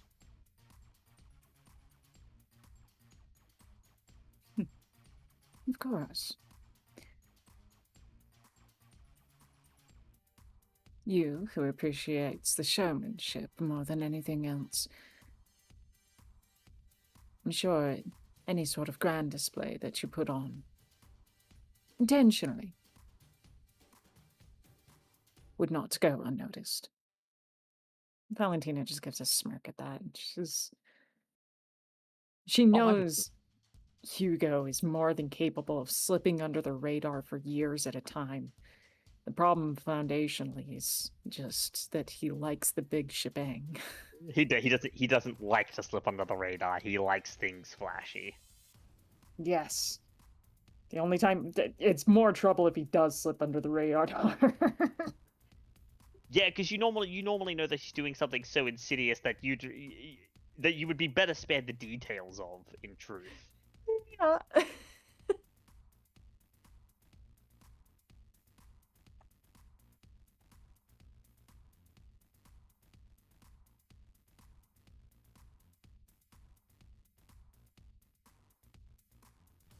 But no, they tend to make a little bit of a mess of things if a particular showing doesn't go their way.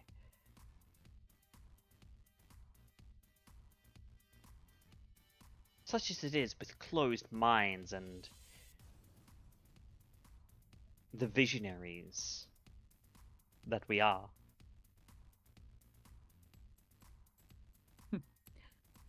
Such is the ways of staying so long in a certain position that secularism becomes more, how do we say, succulent than the necessitations of our modern era. An adaptation to the new conflicts that are faced. It isn't to say that any of the conflicts we face now are new in the context of the grand scheme, of course. The city, I'm certain, much like many, of the Ivory Tower, has been plagued with sabots, has been plagued with hunters, has been plagued with intersectional conflicts. And yet, we must adapt. The 90s was a very wild time in that sense. Oh, goodness. I'm shocked I made it past my fledgling years.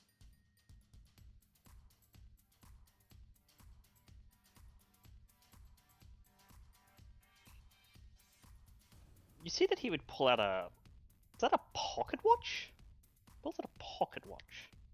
And flicks it open to have a look at the time before closing it again. It's...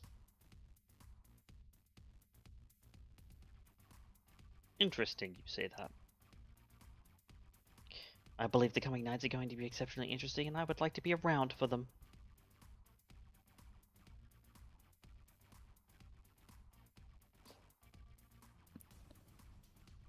Well, it certainly bodes something to pay attention to, I suspect, knowing you, Hugo. I look forward to whatever it is that approaches.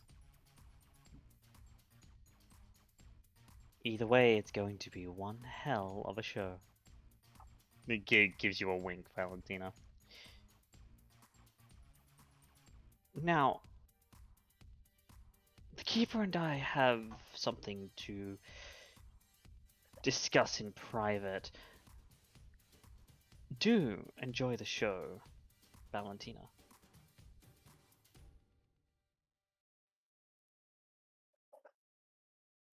I certainly will. I appreciate it, and I suppose I'll touch base with you again soon. Oh, quite. And keep a raven. Yeah. I'll be speaking to you very soon. I'm just arranging some final matters, and then I will be here making good on our deal as before. Yeah, of course. You know where to find me. Of course. Don't let Hugo eat you alive. She winks and takes her leave then. Yeah, sure. And as you take your leave, is there anything else that you're aiming to do whilst you're back here? This is Hugo's show. It's more than anything. Knowing him, he has all of the connections intentional. And so I would like to make some as well. I'm sure he won't mind. He won't mind me speaking to a few of the individuals here, of course. Yeah, I'm gonna look for, I guess, Valentina's going to spend some time networking. She's going to try and make some contact with some of these, some of the stagehands, the staffs, things like that, models. And what she's going to do is, I guess, just try and find someone who has a little bit more like general information about the different the different brands and company scenes and modeling scenes that are in the city. So just folding more into high fashion, but we're looking for an information contact that is associated with the whole fashion industry. With the fashion industry? Okay. Here's what I would like you to do for me. Mhm.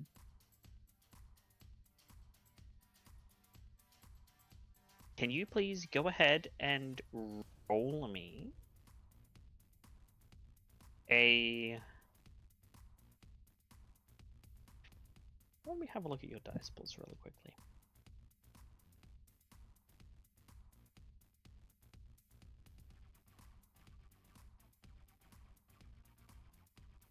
I guess I think a good way to look at it is she's looking for local, like local to Australia owners and whatnot. Yeah.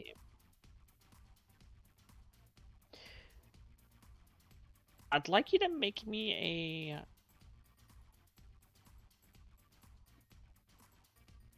charisma persuasion plus fame.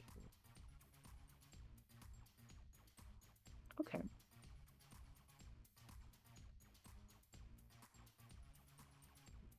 Now, you'll definitely be able to justify buying a contact from this.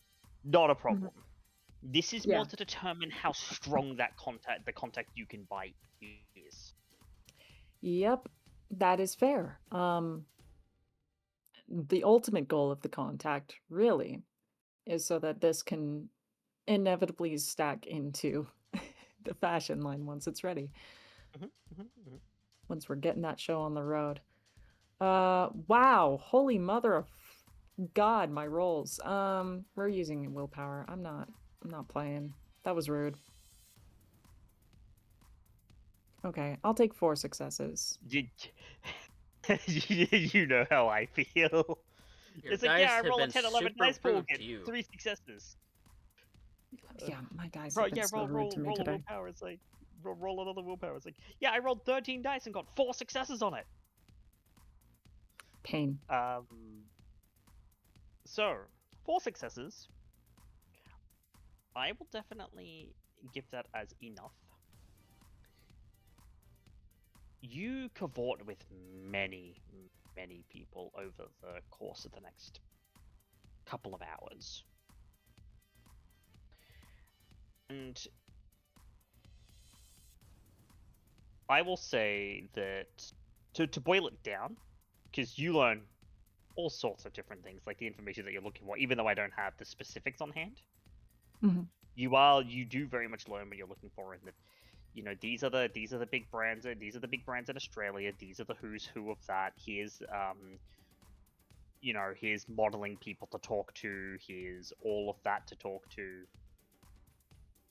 And this will summate with you being able to buy a 3-dot contact, which will represent various people in the fashion industry.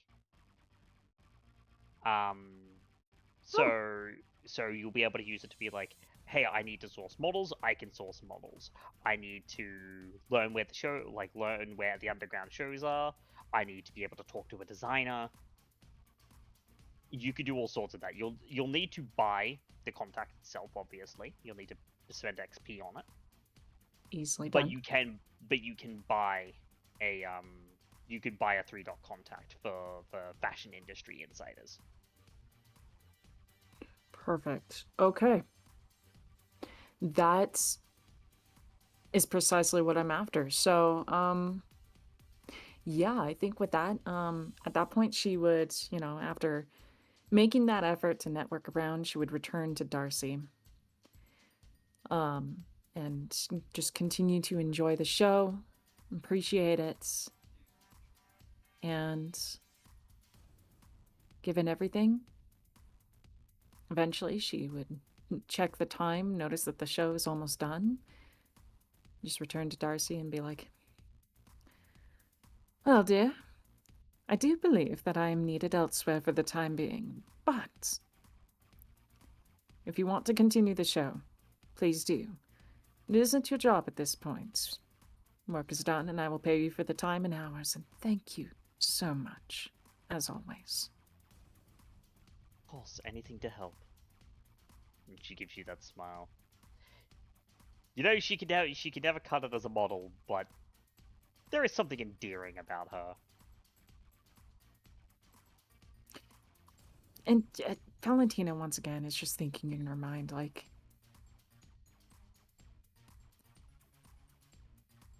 if I could,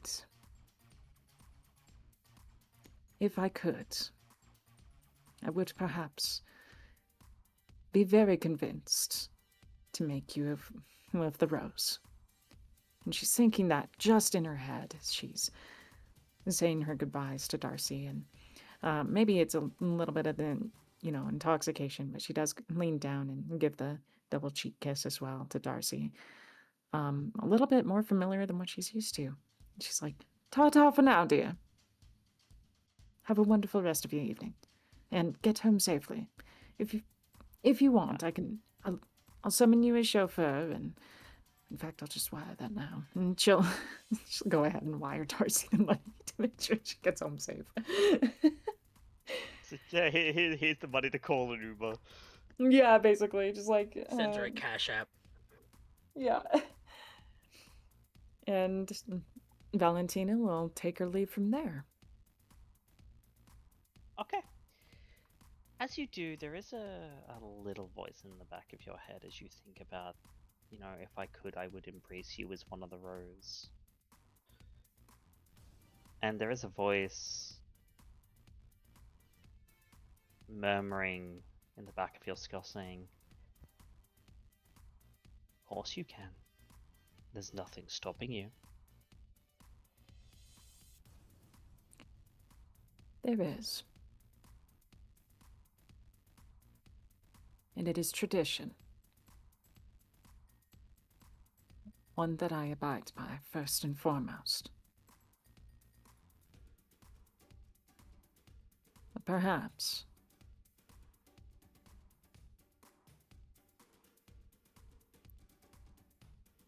I can persuade tradition someday.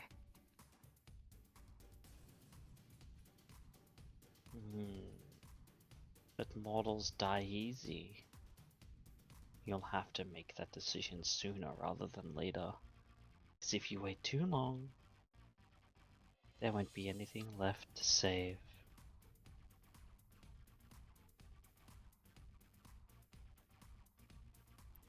Good thing I'm a quick worker. And she's on her way. And I think that is a perfect time to take a very quick break. So stay tuned, everybody, for what's gonna come next in this evening. Be right back, everybody.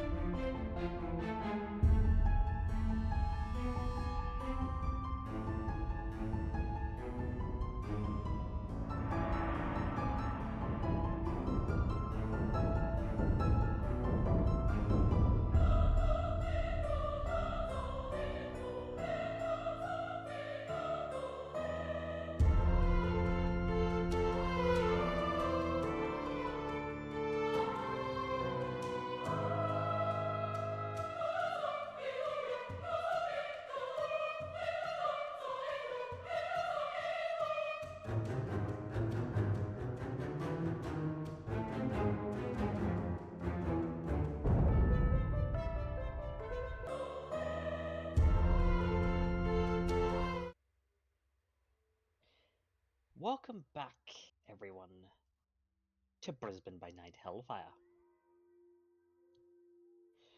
We cut scenes from the lights and glitz and glamour of a fashion show to the darkness of the sewers beneath the River City.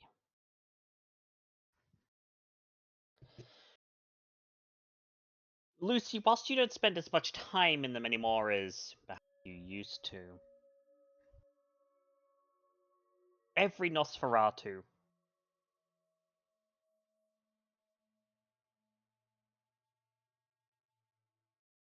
has a innate understanding of the network of tunnels that run underneath the River City.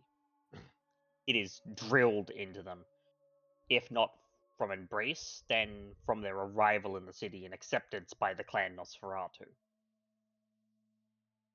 And you had such training as well. So you find yourself at a junction. It is a rather large area with a plinth in the middle, so ignore the two pipes going away with all the shit. You are standing on a... Sediment. Thank you very much. No, it's not sediment. It's shit. I'm thinking it's sediment. Otherwise, I Oh, yeah, if that makes you feel better, you can think whatever the fuck you want. But you journey down here on message from anonymously from an unknown number that says that the family wishes to meet. When they call, they don't call very often, but when they do call, you answer.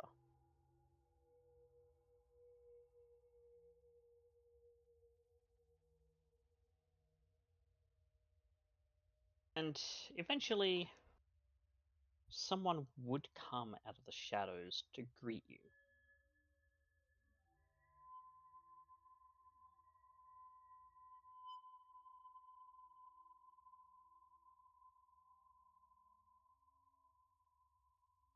An ugly, gruff motherfucker you know as Mr. John Gale.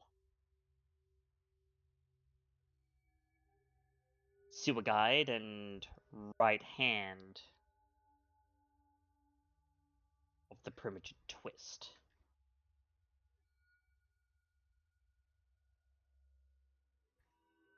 And he kind of look you over.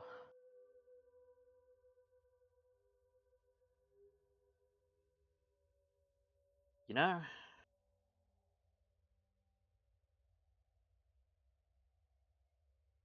looking over you,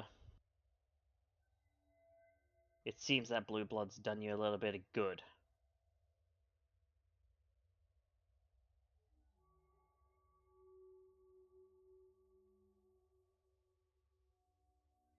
How you doing, Luce? I'll take my hood back since I'm down in my element. People actually know. Yeah, he's not wearing anything to disguise himself, and if you think you look bad, he looks worse. Mm-hmm. Like, he looks genuinely kind of monstrous. Things are okay. Ups and downs. Mr. Clayton's been very helpful. Good to hear.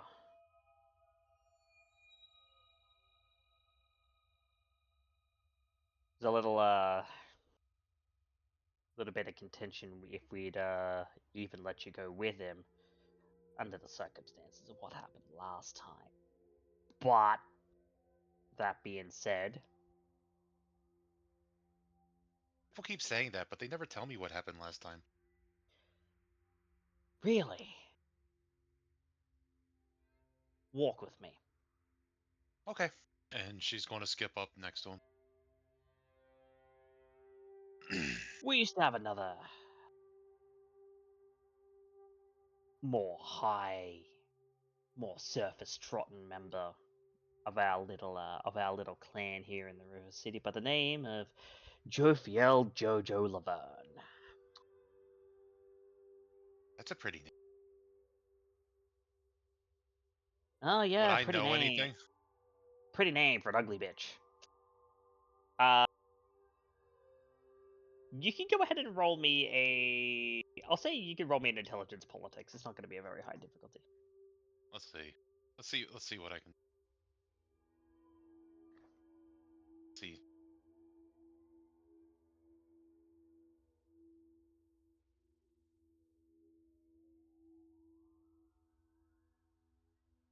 One success. So you're aware that there's been mention of a JoJo around you and that she fucked up pretty majorly, but not really much else. Yeah, JoJo's always a pretty name. I keep hearing it come up that she messed up somehow, but no one ever wants to talk about it. Oh yeah, I bet they fucking don't, because it's all the egg on their face. Hmm. Let me give you the rundown, because look, secrets and shit are all well and good. Sometimes you gotta keep secrets, but this, especially if you're gonna hang around him, you deserve to know this. Well, Nothing people on always him, tell by the way. people always tell me you want to keep the valuable secret. Oh yeah. But this one's really more a matter of history. Good. So, a few years back, there used to be a coterie by the name of Nouveau Argent. Had your blue-blooded friend, another member of that clan by the name of Nova Price, former Scourge Wendigo, and JoJo as its members.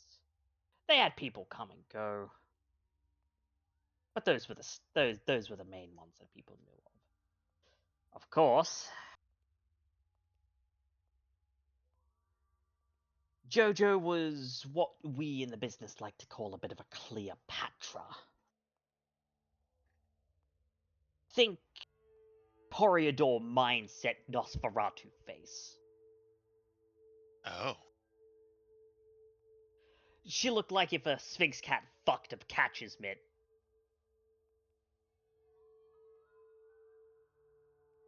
I don't think I want to imagine that. Nah, she did get hit in the head with the ugly stick, I'll tell you fucking what. Isn't that kind of like normal for us? Or was she Oh, like yeah. exceptionally? Oh, not exceptionally, so at least. You know, some people would even call that possible, but not to me. No.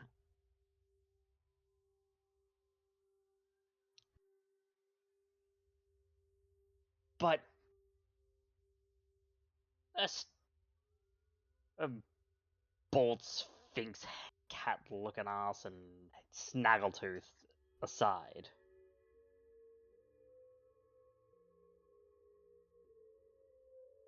She was a descendant of a bigwig.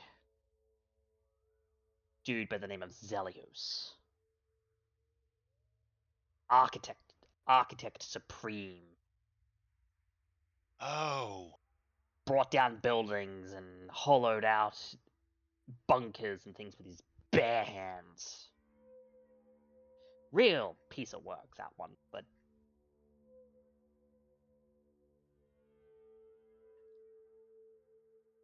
she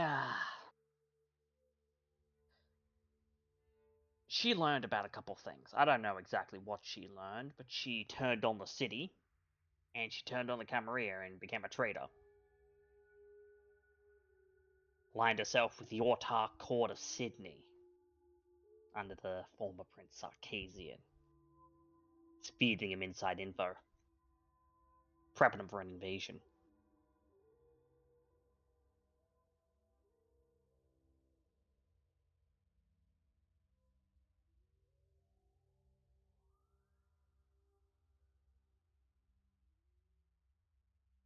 What made her turn? I don't know. Turning on each other. I mean, that happens all the time, from what I understand, especially as you get older. but you still always uphold things that are important.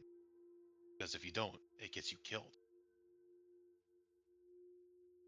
And that is what happened to her. She turned and joined the invasion force, and she tried to basically mother of all masquerade breach. Seneschal stopped it, but pretty massively endangered everyone.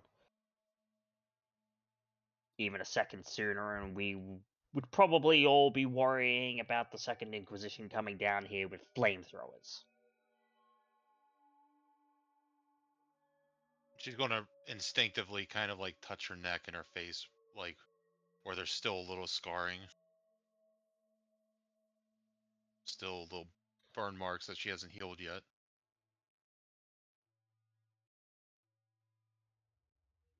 Frankly, I kinda blame the bitch for where we sit now.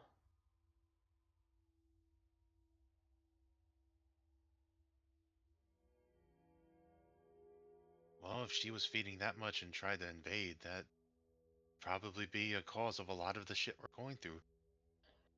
Oh yeah, but even more so. Like, I put to you like this, right? This is a little bit of speculation, but rumor has it through the grapevine that the Sabbat that have been kind of infiltrating the city are coming from Sydney. Sydney itself has kind of gone to shit and gone full madhouse, as it were. Now, see, I don't think that would have happened if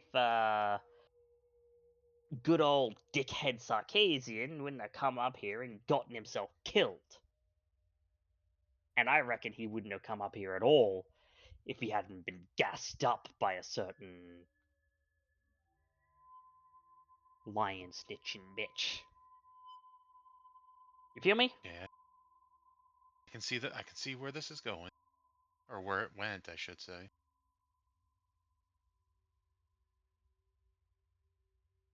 Yeah, wherever she is, I hope she's fucking rolling in her grave. Real shame, too. She could have amounted to so much.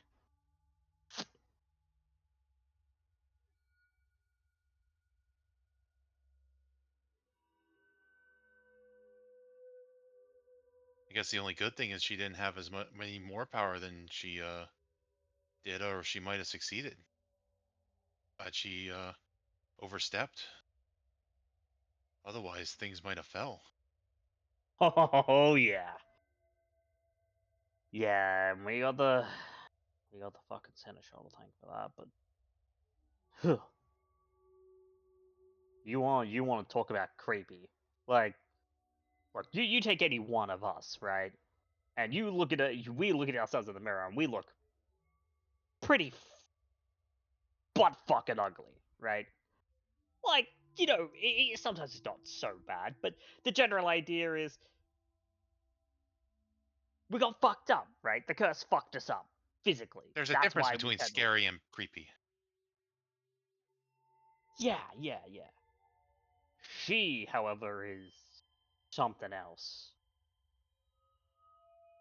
You know, I've heard that sometimes when she thinks that people aren't paying attention, she's got this smile on her face, like distends all of her features, and that's no,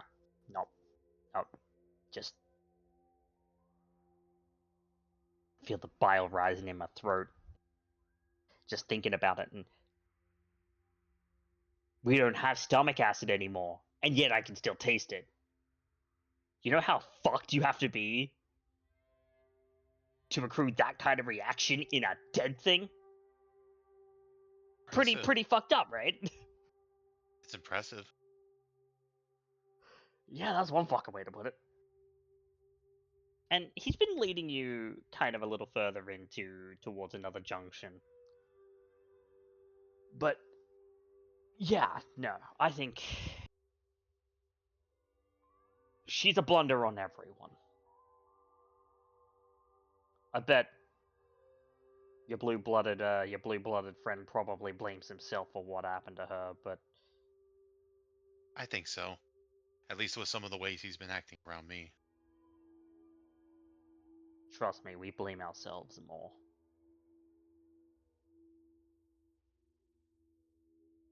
Drogo should have done better.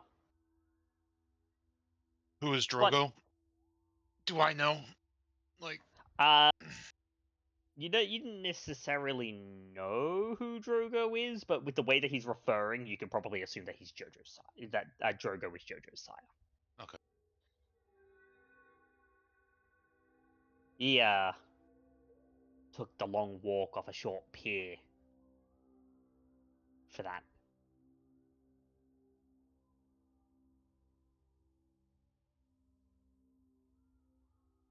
That's too bad. He had a really cool sounding name too.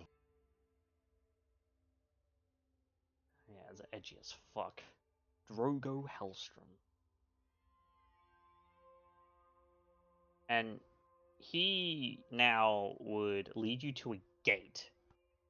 It's like a rusted iron gate. Like, not super rusted, but like old iron, like Patina. iron bar gate. Yeah. Like a patina on it, gate. yeah. Yeah. And he'd open it, and it leads outside to the river, to a small set of stairs that lead down and to another door. Like on the basically on like a retaining wall. Do I get to know who called me tonight? Or sent for me? Yeah. I'm taking you to him. Okay. Because it was an anonymous letter. I'm just hoping I didn't screw up. Nah. I don't think you screwed up or anything. At least,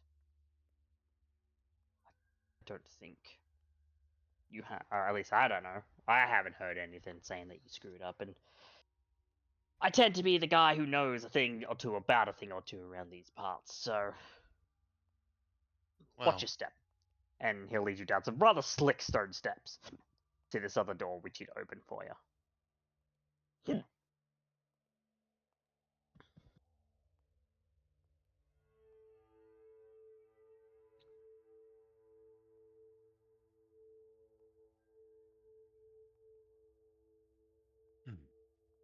I will follow him in. And you do follow him in. And you end up in this nice kind of like stone office. You could tell the walls here have been hand hewn. And like the furniture here is stone. Everything in here is made of stone.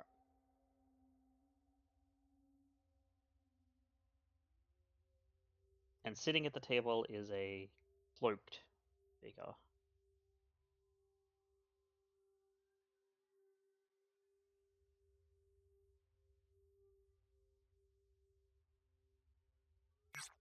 Someone you would recognize as the Nosferatu Primogen Twist.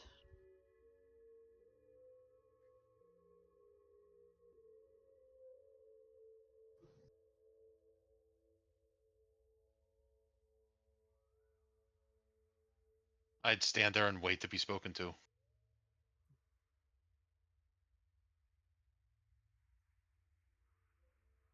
Lucy, come, sit. Okay. We have And some things to discuss, you and I.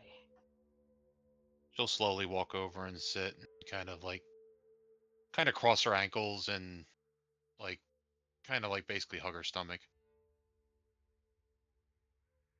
Wrap her arms around herself.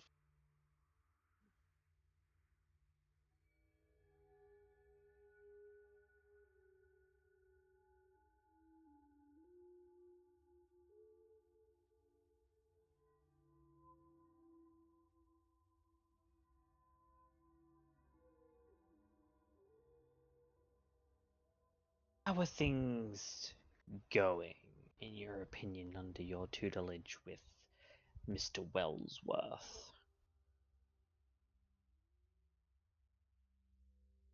He's been very helpful. He's taught me a lot. Things have been hit or miss with some of the coterie mates. But overall, I'd say it's positive. There's definitely room for improvement. Nothing's ever perfect. I'd be more concerned if there wasn't room for improvement. Perfection in interpersonal relationships is something that is forever out of our reach. If there was not some conflict,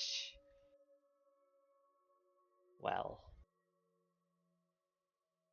great minds think alike, but fools seldom differ.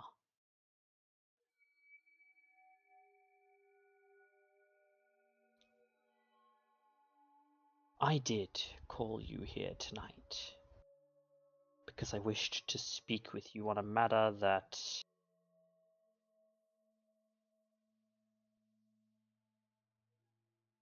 I think you might be able to give me a little bit of assistance with. Okay, what can I help with? Your sire.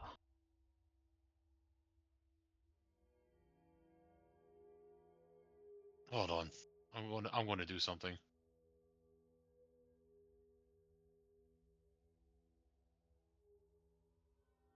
It's not going to be great.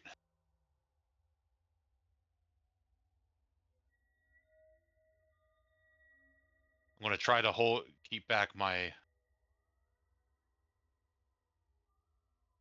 feelings. Nope. That's a bestial failure, my guy. Ooh, I don't know what that means. I've never had one. So if you fail and you have a 1 in your failures, that's a bestial failure. Normally this means a compulsion. But in this case, it just means that you not only can you not help but hide, but you snarl at the mention of your sire. Yeah, see, that right there is what I'm somewhat concerned about. And Lucy's just going to realize what she's done and No. Do not fret, I'm not upset at your expression. Under the circumstances with what I've been told, I think it is exceptionally justified that you feel this way.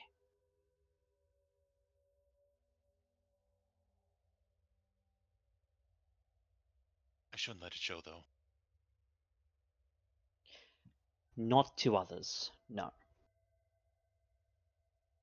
But this is a private space. And I understand. My own sire was a piece of work, to put it lightly. So I understand.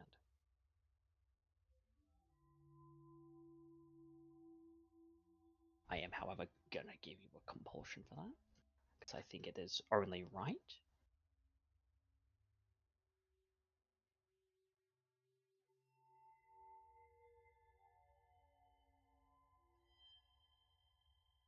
Sorry for interjecting a roll, but I really wanted to No, let the dice. no, please. If you feel like you want to do that, then please. I'm not going to. I'm not so harsh that I'm gonna stop that unless there's some Because compelling reason for me not to allow. I will allow. she has the flaw of not being able to lie, and the shittiest dice pool. So I kind of wanted to see what the dice said about how good could she keep her her stuff her composure as a teenage girl with all these issues. She's adorable and I love her.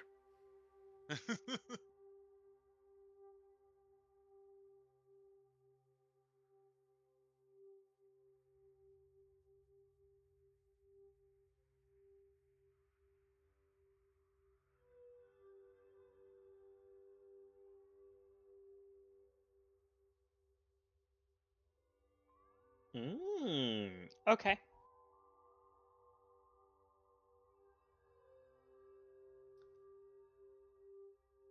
Lucy.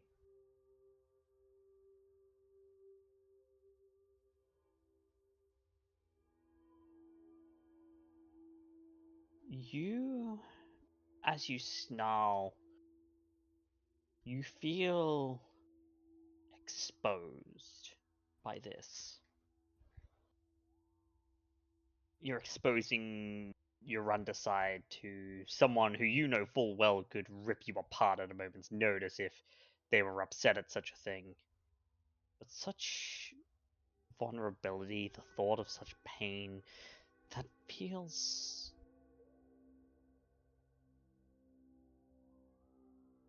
good. Very good, and you can't help but perhaps want to seek that again, if only for a fleeting moment. You gained the masochism compulsion. I had this one before. This compulsion appears when kindred are the most exposed, or where those they respect are present to judge them, when failure would be dramatic, or when they risk doing damage to their own life or humanity. They suffer a 2 dice penalty on all tests until they intentionally humiliate themselves, cause a far-reaching or monumental failure, gain a stain, or the scene ends.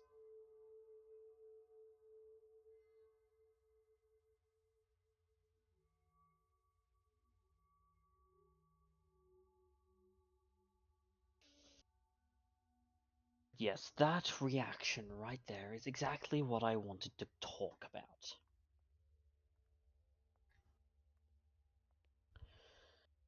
You see, I'm beginning to have doubts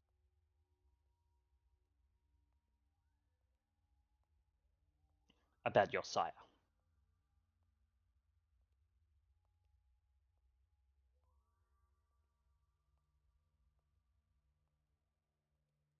When she and you first came to this city, I was sure that she would be at least fine enough addition to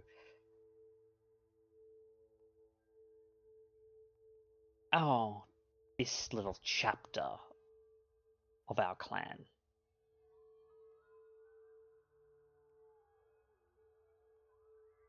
But it seems to me that she has brought more harm than good.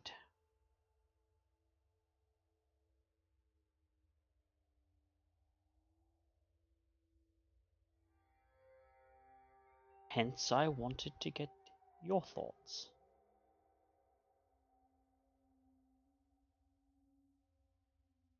Understand your feelings.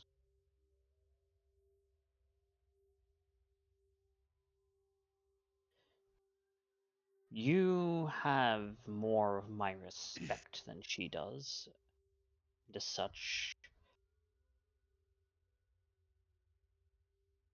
I would hear your words, share your feelings, and know your thoughts.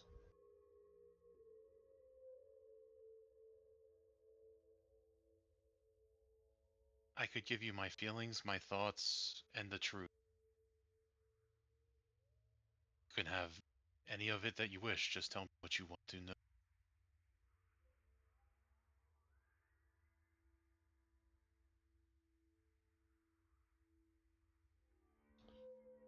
Tell me your feelings. I hate her. I hate what she did to me, why she did it, what she's made me do.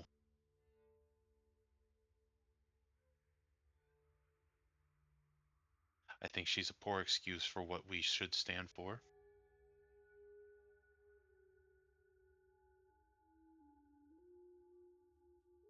And a liability.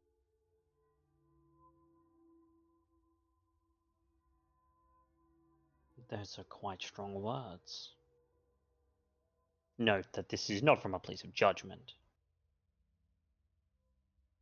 Tell me, why do you think this? Sire-child relationships can tend to be a little bit messy sometimes, but this is a little more. At least in my eyes.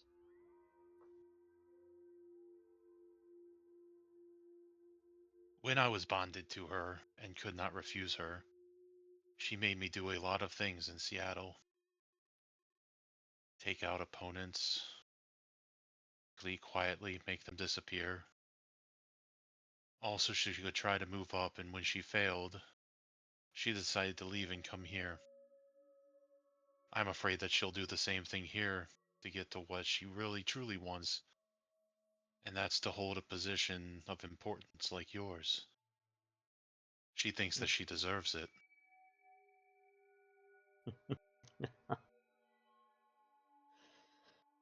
Ah, self-importance normally gets no one anywhere. You could ask. You could ask your. You could ask Mr. Wellsworth about that. He would be able to tell you all about it. Arrogance is something that this city, not even necessarily its people, but this city humbles arrogance.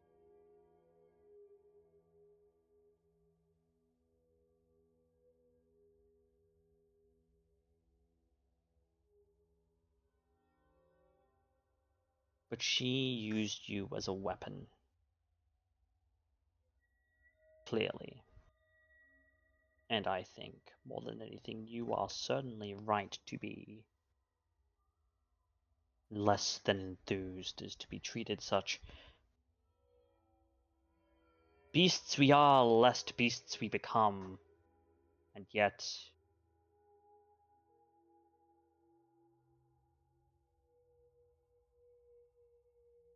we mustn't lose the specifics of learning to care. I don't know why I turned out like I did. I was kind of athletic when I was normal. I did gymnastics, cheerleading in school. Very much more nimble than strong, but for some reason when I changed, it's like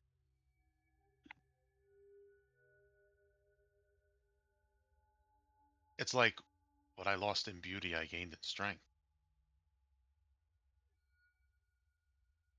And when she saw Oh, that, she shackled me as closely as she could. She pretended to be nicer. Took me a long time to see through who she really was. oh, I do so bet.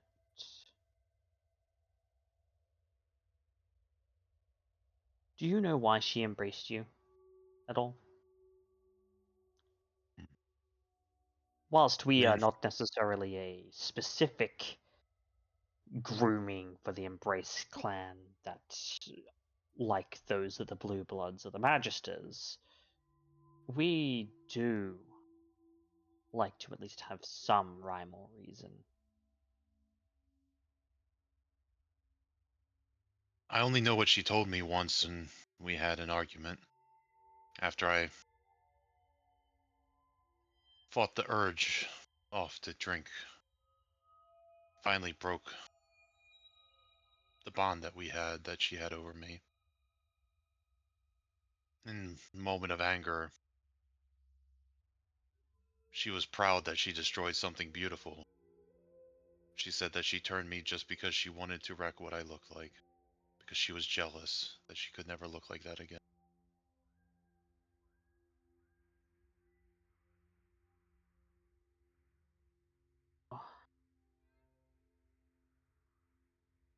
Tea.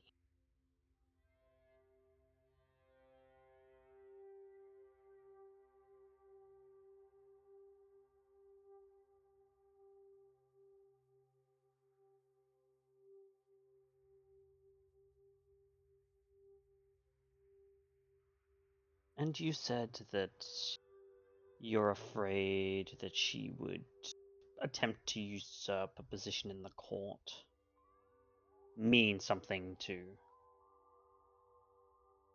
our fair city more than she does now. I don't think that there was something that she wouldn't do to get to a position of power.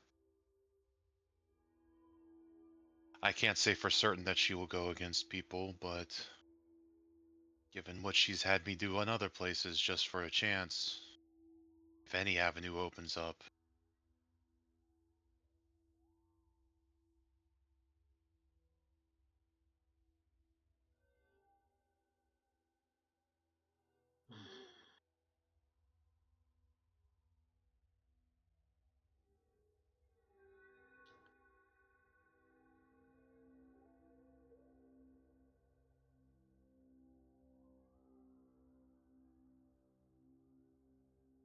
You are to ignore her orders. If she tells you to do something, you do not. If she decides to try and make you comply, you tell her that I told you this.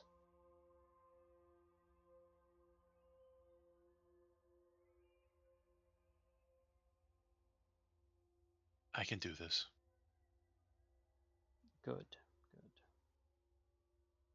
You see, I am concerned that your sire may have already done this. And she's going to get a little wide-eyed.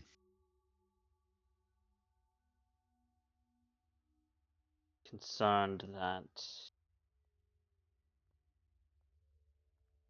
given she would do whatever it takes, that she has allied herself with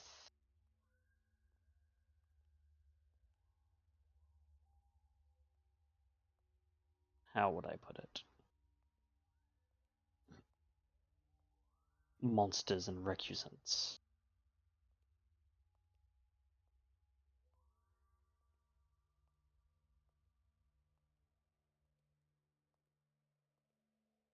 I would offer to try to find out, but I'll be honest, I can't really lie. I'm not good at it. So I'm just going to try to keep my mouth shut and act normal. I would not expect you to lie.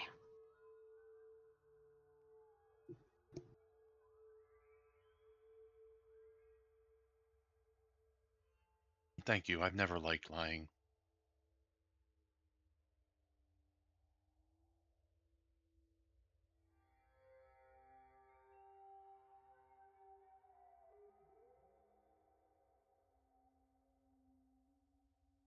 We have reason to suspect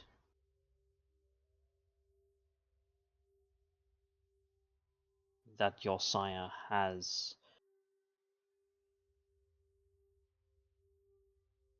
decided to defect.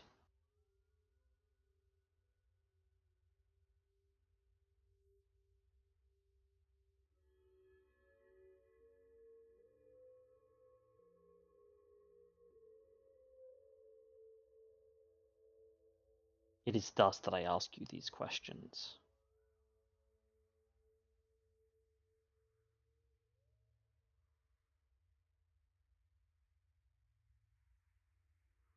You needn't worry about yourself. Your accountability is with Mr. Wellsworth. Even though you yourself are a released member of the Camarilla. If someone was to go seeking your elder, as it were, or your superior, it would be Mr. Wellsworth, not your sire.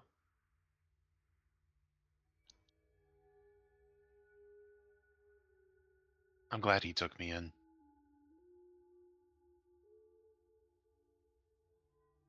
That whole group is strange. So,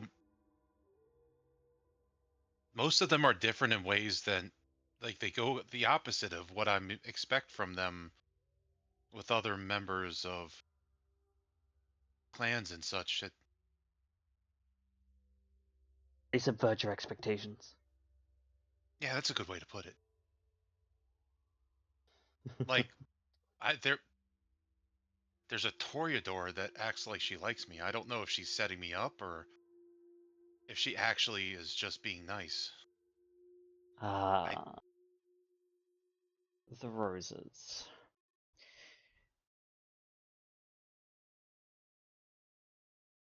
A lot of them lean into their natural reactions to us. They are creatures obsessed with beauty. We, as a general, are anathema to such a thing. And so their inbuilt reaction is to be repulsed. That being said, the individual Toreador can overlook such things, and perhaps even embrace such things as its own kind of beauty, as it applies to that particular member of the Clan of Roses. But I understand your confusion.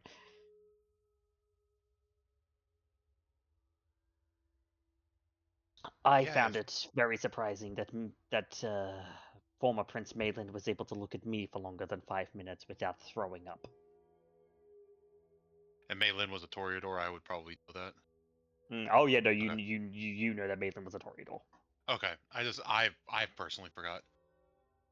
Yeah, as long as I can keep most of my smile covered up, aside from being kind of pale and a bit discolored, I'm not particularly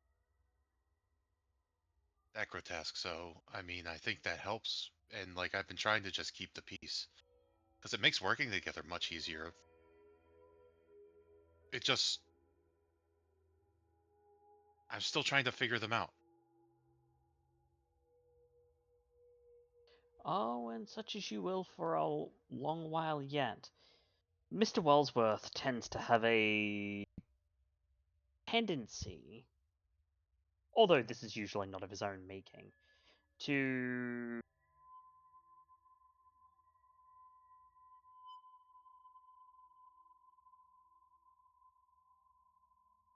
comrade with the eclectic.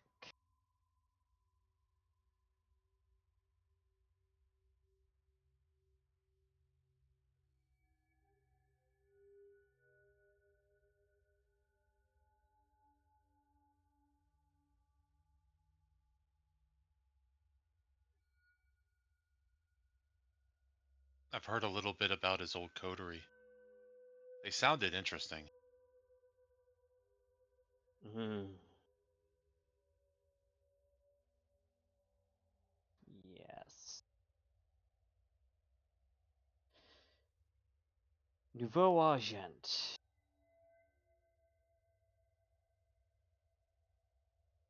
I had my specific dealings with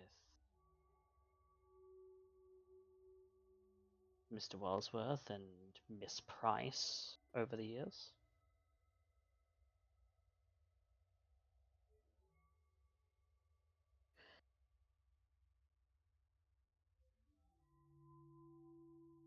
There were many.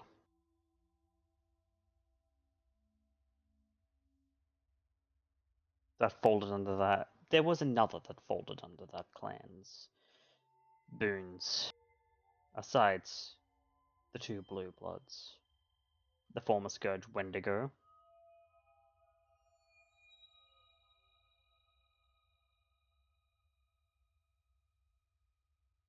Our own little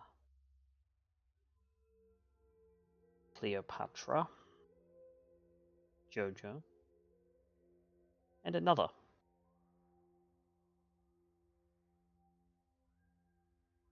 A La Sombra by the name of Zeke.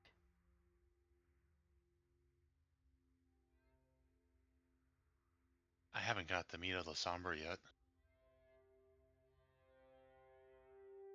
Oh, you will. I would say that you would have been able to talk to the former Scourge, Xavier, but he is no longer with us. There is the Primogen, otherwise. I've heard they can be strong like me, but they kind of act like Clayton. Only a little more You, ruthless and vicious. Oh, a lot more ruthless and vicious. The clan of Magisters and the clan of Kings have been at loggerheads for a very, very long time, longer than even I've been alive.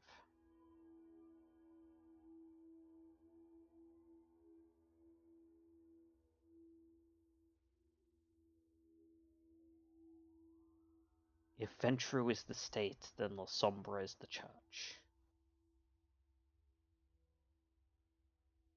Traditionally, they are a clan that has, until recent times, belonged rather squarely with the Sabbat, due to their ruthless nature. But they have found a home here in the Camarilla, and more specifically in the court of Brisbane.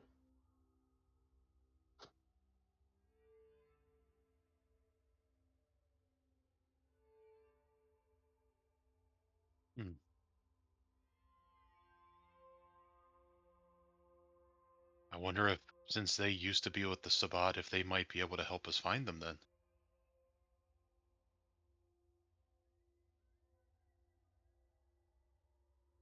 Given how heavily they went into throwing away their membership with the Sabbat, perhaps they do not possess things anymore, but maybe they do.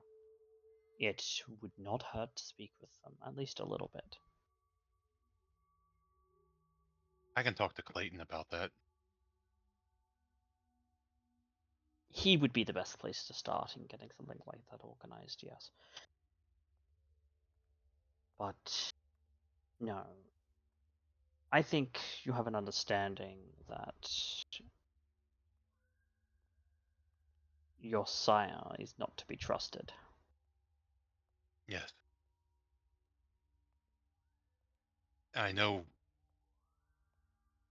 if she did turn on us, if she tries anything, I know that things are really stretched thin with trying to keep control of everything. If I can help, let me know.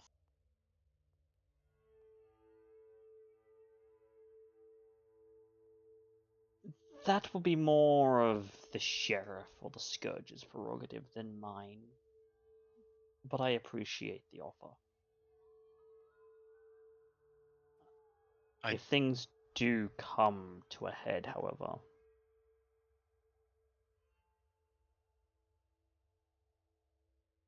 then you may need to be prepared to deal with her in a permanent fashion. I don't want to do the things that she had me do before again. If I have to defend myself or defend something I care about, that's one thing.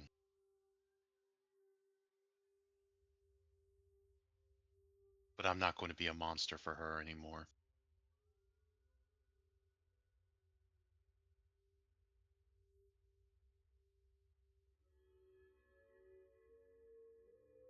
Good. And he holds up his hands and in like as to steeple his fingers, but you can tell his digits and limbs in general are really fucking like twisted around. It's kind of gross. Mm-hmm.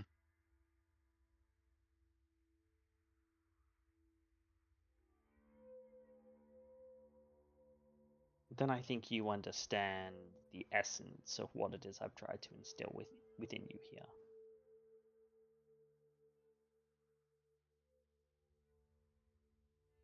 You may take this back to your coterie as note of the fact that, as of right now, your sire does not have our protections. Okay. Good. Now, I know it's rare that you get to sit down with any primogen, let alone your own primogen, but I suppose, are there any other questions that you might have for me whilst we are sitting here having this discussion?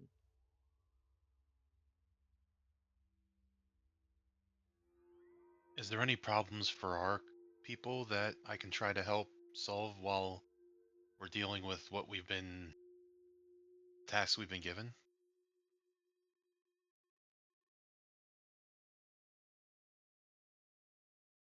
Nothing that is specifically an us problem, only side effects of the current situation.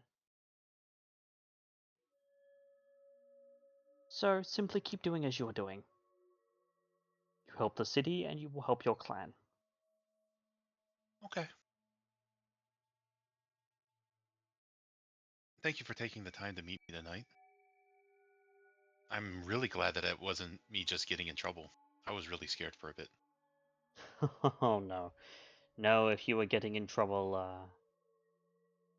you would not have been invited. Oh, that's true. With our skills, I'm sure you could imagine the amount of apparition, grab, bag, and tag one could do. Oh, yeah, I didn't think about it that way. You Yeah, wouldn't have the to ask thought, me to come. the thought comes to mind of some Nosferatu appearing from the shadows, shoving a bag over someone's head, tying it tight, and basically throwing them over their shoulder, and then vanishing again. Well, the first thing that came to Lucy's mind was her jumping off of a roof, grabbing a guy, Yeah, tackling him. Yep. going exactly that. It's like, oh yeah, we don't need to ask someone to come to see us if they're in trouble. Good. You understand. I'll be keeping my eye out. You just keep doing as you're doing and be vigilant. I can do that. Very good. You are dismissed. Thank you, sir. And she'll get up and go to follow Yep. what's his name? Yep. John will lead you out of the room, back up into Yeah. the sewers proper.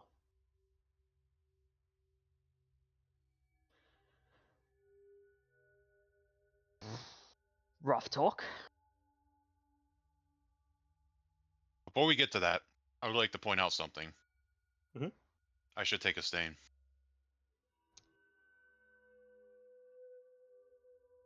Do tell. Read my convictions.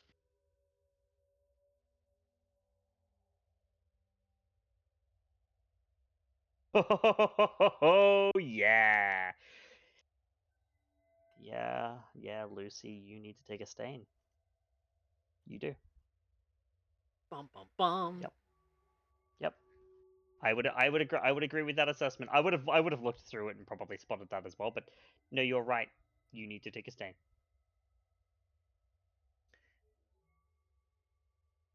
Your compulsion ends, by the way. Yep, that's the biggest reason I was saying it. I mean, normally I point that stuff out anyways, but But yeah.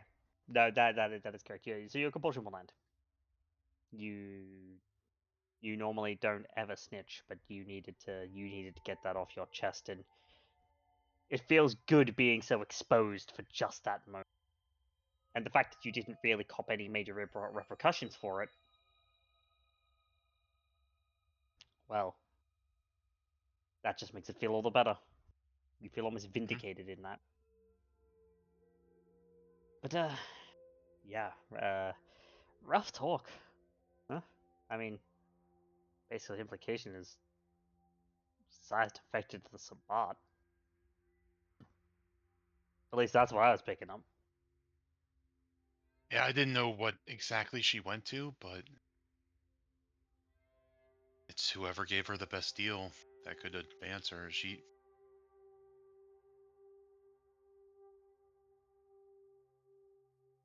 She despised having people above her. She wanted to be looked at, having adoration for her position or something. She just. You're And telling you're me just gonna. she was a self-important bitch, right? Oh yeah.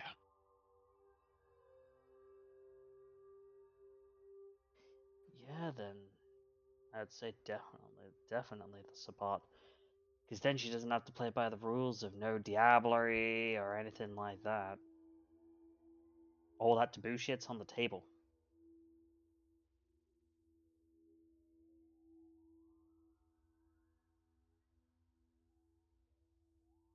I was wondering why she hasn't been trying to contact me.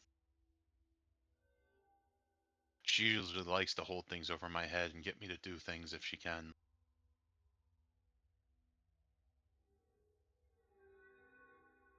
Yeah, that does explain that kind of behavior. If she's been running amok instead. Much as I hate her, I still have to respect her and treat her as my sire. There are the rules. Not anymore. You don't. And she's just going to look at him, and her big wide grin is going to get even wider and scarier. I know. Beautiful.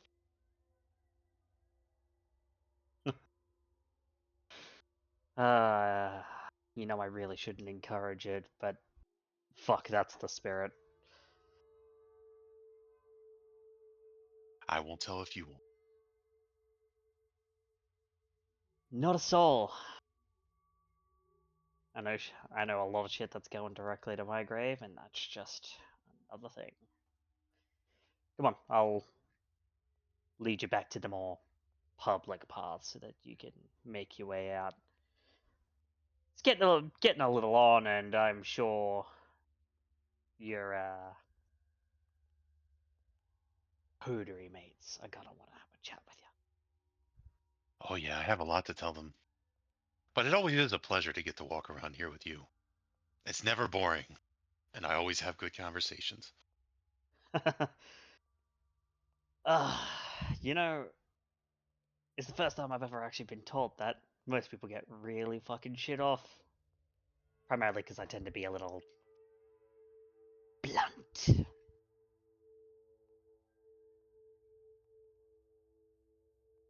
Most people can't handle the truth. Such as it is. And she'll just skip up beside him and just keep walking out. Make her way And back out. yeah, he'd go to the exit and give you a wave as you head back up to the surface.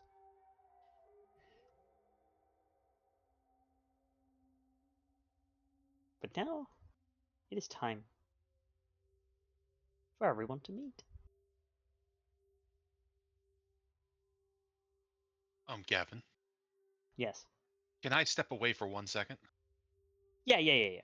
Sorry, I'll still have my headset on and everything, but I'll be Yeah. right. No, you can step away for a second. It's just meeting at the tower. Yep. I'll chime in when I get back. Yep.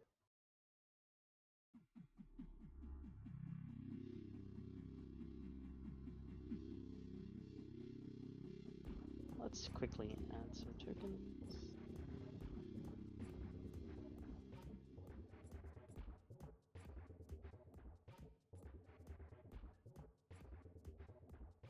Okay.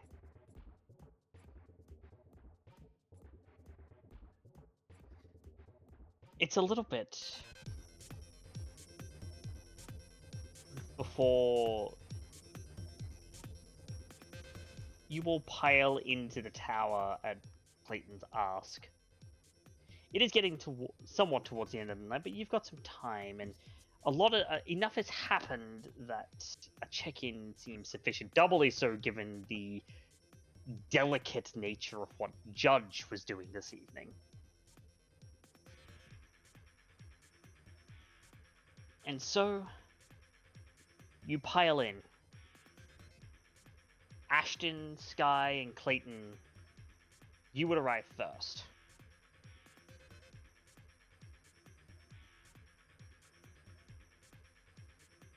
Next would be Valentina.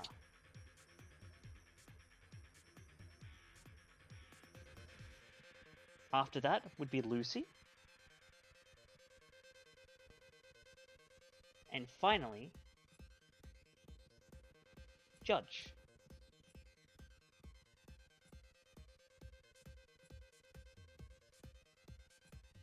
All piling into Clayton's rather large executive-style office. You have all gathered once more.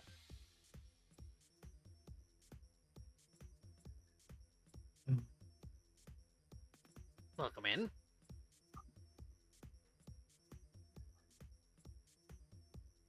Lucy's just gonna wave. I hope everyone had a decent night.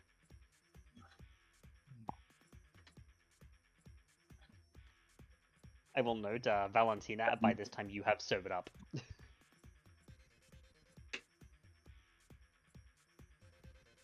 Thank you.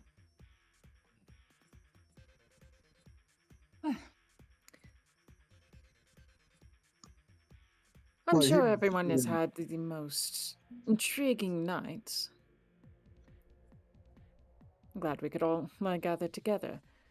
Thank you, Mr. Wellsworth, for once again providing a tower. My pleasure. This is our headquarters, in a sense. I've based out of here for many years now, and seemed only appropriate. But we did miss you going to go and see Mr. Giovanni of the Hecata tonight. Ah, yes, I know. My apologies. I was pulled away by a sudden necessitation of my presence. I hope it went well.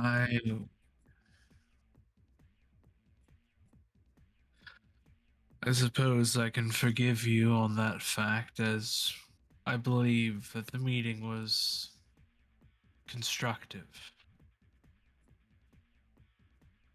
How They did didn't that try go? anything, did they? Oh, sorry. No problem. Yes, my thoughts exactly. Are you safe? Are you well? Yeah, I wasn't able to go, and I couldn't protect you all. I had so much to do tonight. I'm sorry. Actually, they were It's fine, Lucy. quite amenable. Mm-hmm. Yes, they asked for my assistance on a matter of the supernatural, and in return for our assistance, they will assist us in our manners. Really? Well, that's rather accommodating. Somewhat uncharacteristic of the Hecata and, I suppose, their own sort of secularisms. What precisely are their concerns? What are their conditions? Someone has been messing with the veil to such an extent where it would thin enough for havoc to reap upon our city. It's another threat, unfortunately. And yet, with every passing night, the vision I had grows more and more truthful. So, Well, if we can stop it, we're working with people and like trading things. Like what do they call it? A quid pro code or something like that? Like quid it's pro quo, young Lucy. okay, yeah. God damn it, that was really good. But yes, for my investigations in the matter, they will help protect our city. It seems that they had some sort of agreement with the Camarilla before, everything sort of went to shit. And they even possibly hinted at wanting another treaty or an alliance of sorts if another prince were to step up. If we were to help them with this matter.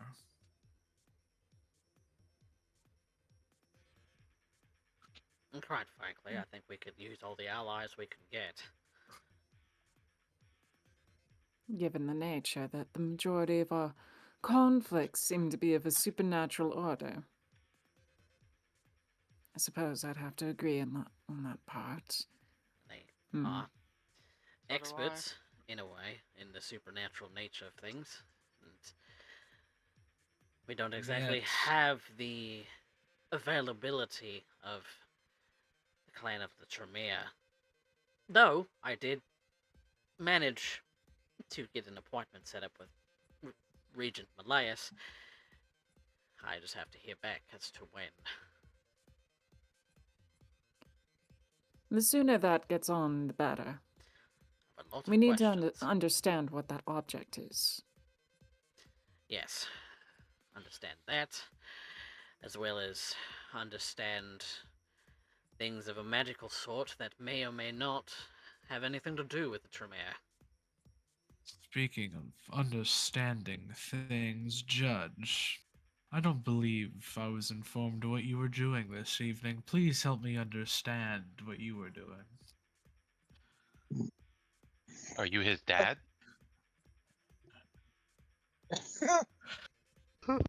Maybe his boss? Why? Lucy, please be more respectful to Mr. Sacks. He is your elder. Oh, that's true. I'm sorry. I don't know. That seemed really rude. He As a has that dog, afford. He has Go on. that luxury to demand of a fledgling. I'm just saying, from past events, our Lord has spoken in the past, as a dog returns to his vomit, so fools repeat their folly. I am merely seeking to ascertain what Judge's actions were on this night.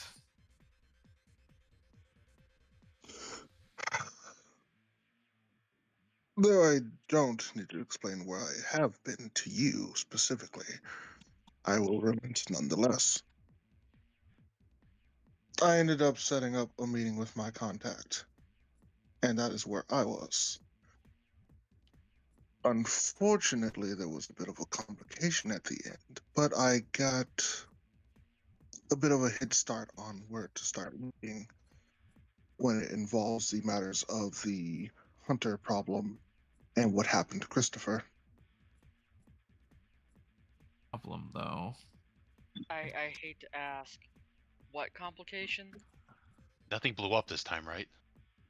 No. Oh, good. There was a bit of person being nosy.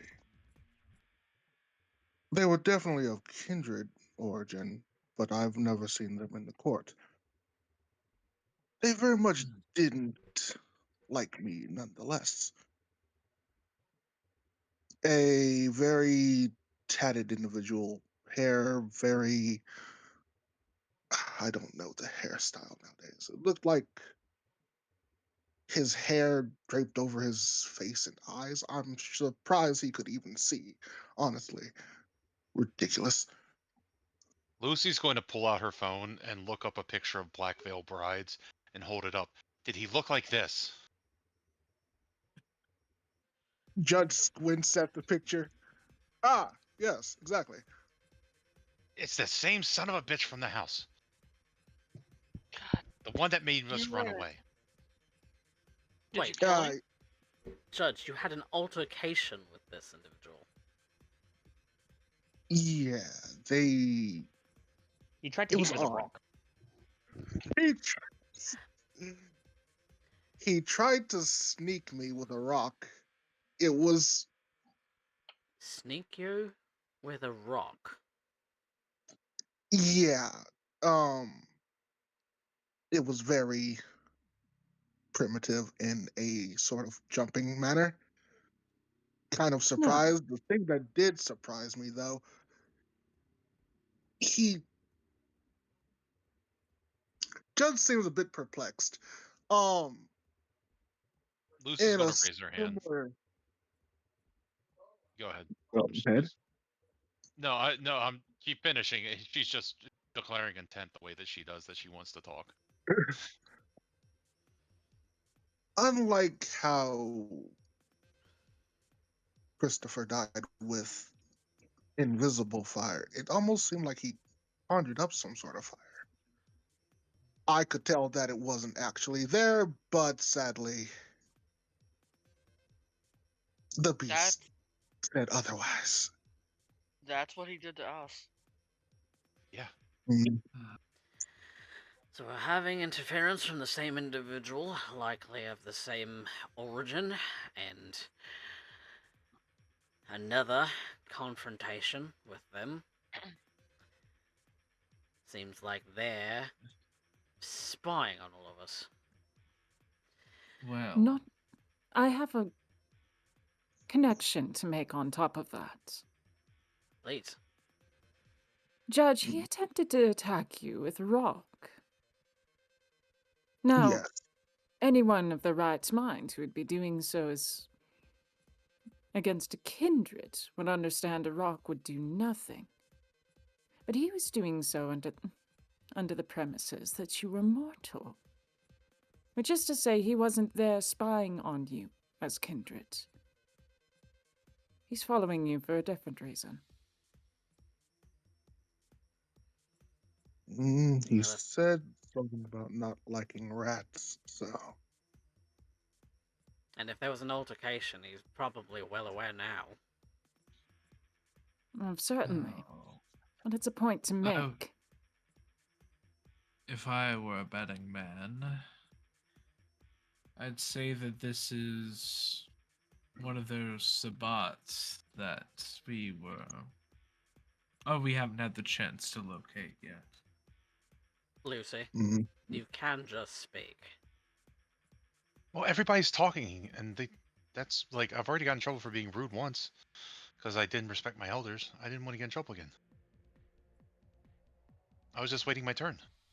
Look, Interject I at have a any time. proposal, and like I'm not old enough to tell you guys what to do, but I highly suggest it.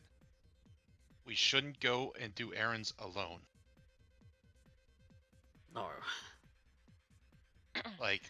honestly, Cross some of you might be insisted. able to defend yourselves a little bit, but we should still go at least twos, and like the ones that really can't fight should probably take at least me or Skye, or I think Judge, you kind of look like fight. I don't. Mr. Cross And had it's not. insisted on going on this excursion alone. Told him he should I- text me as soon as he was considered free and available. He did, in a rather short and concise sort of way. Indeed. But I had asked if he needed assistance, and he said no. So Well, Granted. when confronted, I told him if I didn't hear from him, I'd assume him dead, based on who he was contacting today. Well, given who he was contacting, perhaps him going alone was the best he could do. They kept up their end. They did not bring anyone either. Well, You're sure of that? I am sure. That is how Yep, I you're. noticed the interloper spying us. Yep. Judge, if you remember, she specifically told you he's not with me. And she specifically told me he was not associated with her. Given that you told us that your contact was with someone, I believe you described them as Second Inquisition, who had requested your presence. Hunter ilk. Yes. this gives all the more credence to the Sabbat having been the one to attack you. Speaking of that, my contact, the information that she gave, it is highly likely that the Sabbat is connected with the hunters. How do you figure? Given the fact that she said it herself. Interloping kindred or blank bodies from south coming into the city in some shape or form are connected with the 4 individuals that liquidated Christopher. Liquidated. That's a term. There are 4 individuals that are loosely associated with the Society of St. Leopold currently. Loosely. They're As in, they're not directly affiliated. not directly. No. I could not get, she did not have any physical descriptions, but she did describe in a way how they act. One is a bit of a mentalist, the secondary is a bit of an occultist. The third is more of a social butterfly throughout the city. And the fourth is an abomination of some sort. The abomination is female, though. Apparently, she has quite the terrifying strength physically.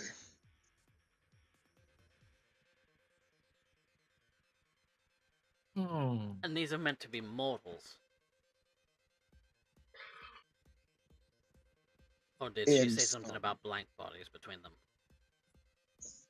No, they're definitely some sort of mortal. Though, given how. She didn't mention one way or the other.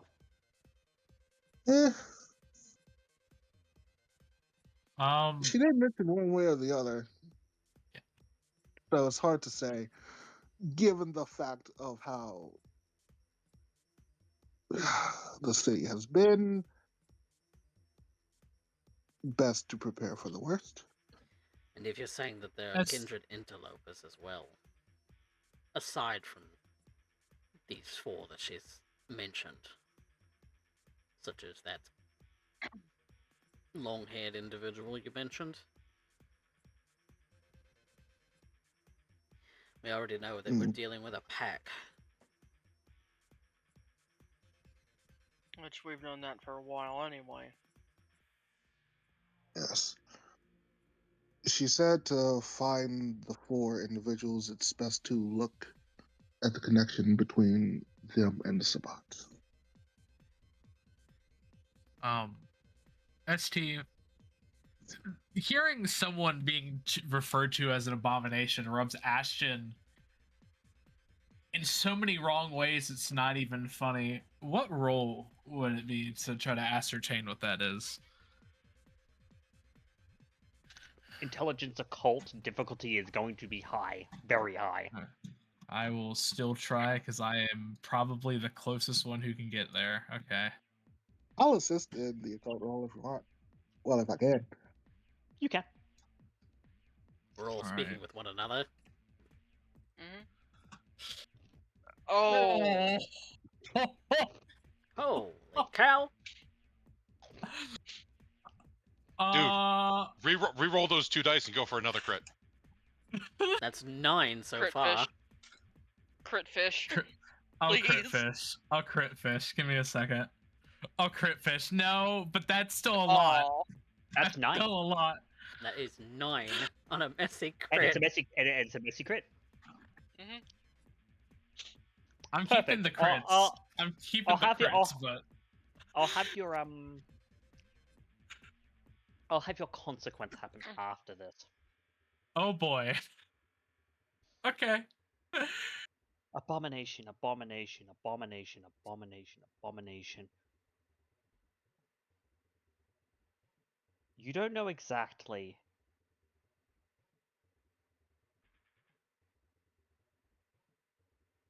But you feel fear rack your body.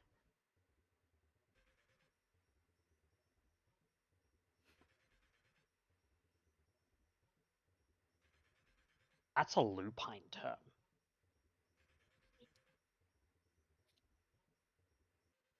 Ooh.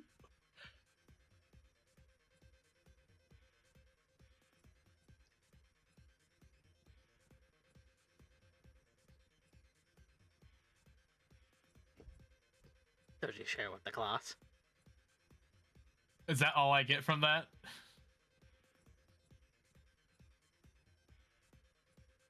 Mhm. Oh, on 9, that's all. Oh, God damn it! How dare you? Ashton's like, if Ashton could become more pale than he already is, because he's so pale, he's blue right now. He definitely would be. As his jaw drops a bit, he's like, "Oh heavens! Oh no! Oh no! The apocalypse! Oh gods! Oh gods! Oh gods! Oh gods! Oh gods! Oh gods! Oh gods! Oh Mr. gods! Sacks. Lord, Ashton. Not Lord, again. please, Lord, please protect us from the lupine threat that we are about to face." Lupine. Lu- Werewolves now. Yes. Yes. Yep, Skye, you as soon as you hear the word lupine, as a gangrel, especially one who has spent some time out in the wild, your brain goes, "Boop! Oh no, that's bad." Yes, Fucking shit, why? I cannot tell you the exact meaning of the term, but it is lupine in nature, and it is very bad. Horrendously bad. Lupine by itself would be terrible enough, but this is far beyond what a normal lupine is. But lupines don't come near the city. Yeah, so you may think, apparently, but apparently you are wrong. Well, this one does. That is so much worse. Alright, a lupine associated with hunters. As if that entire can of worms wasn't already dangerous as it is. Mr. Cross, The I am going lupine- to insist that Lucy's suggestion be followed, as we should not be caught alone. I have one more suggestion now. Go ahead. Skye gets silver bullets or knives, and I need a set of knuckle dusters with silver inlays.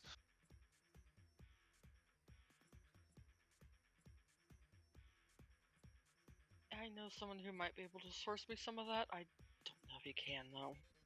So long as you don't have any kind of curse related to silver.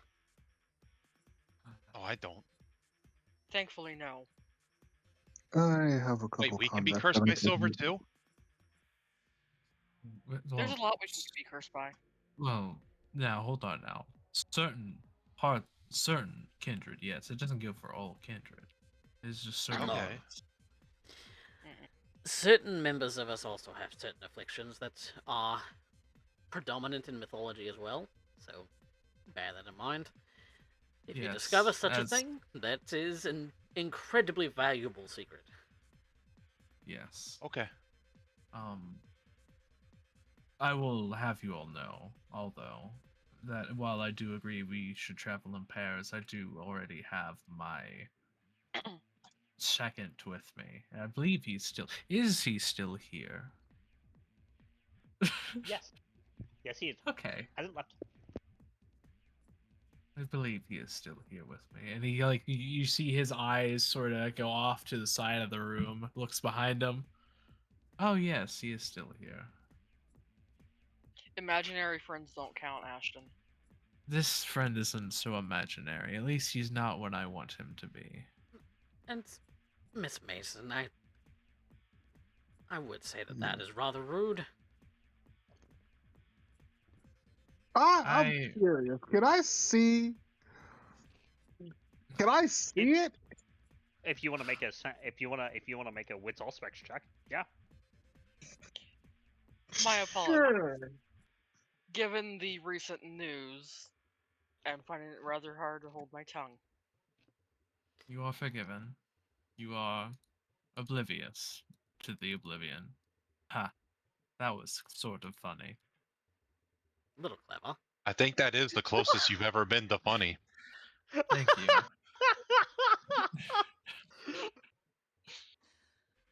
I love you guys so much.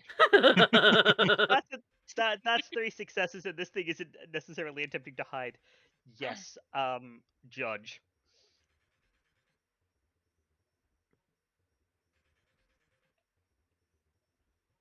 You do indeed, see something hanging in the corner above Ashton.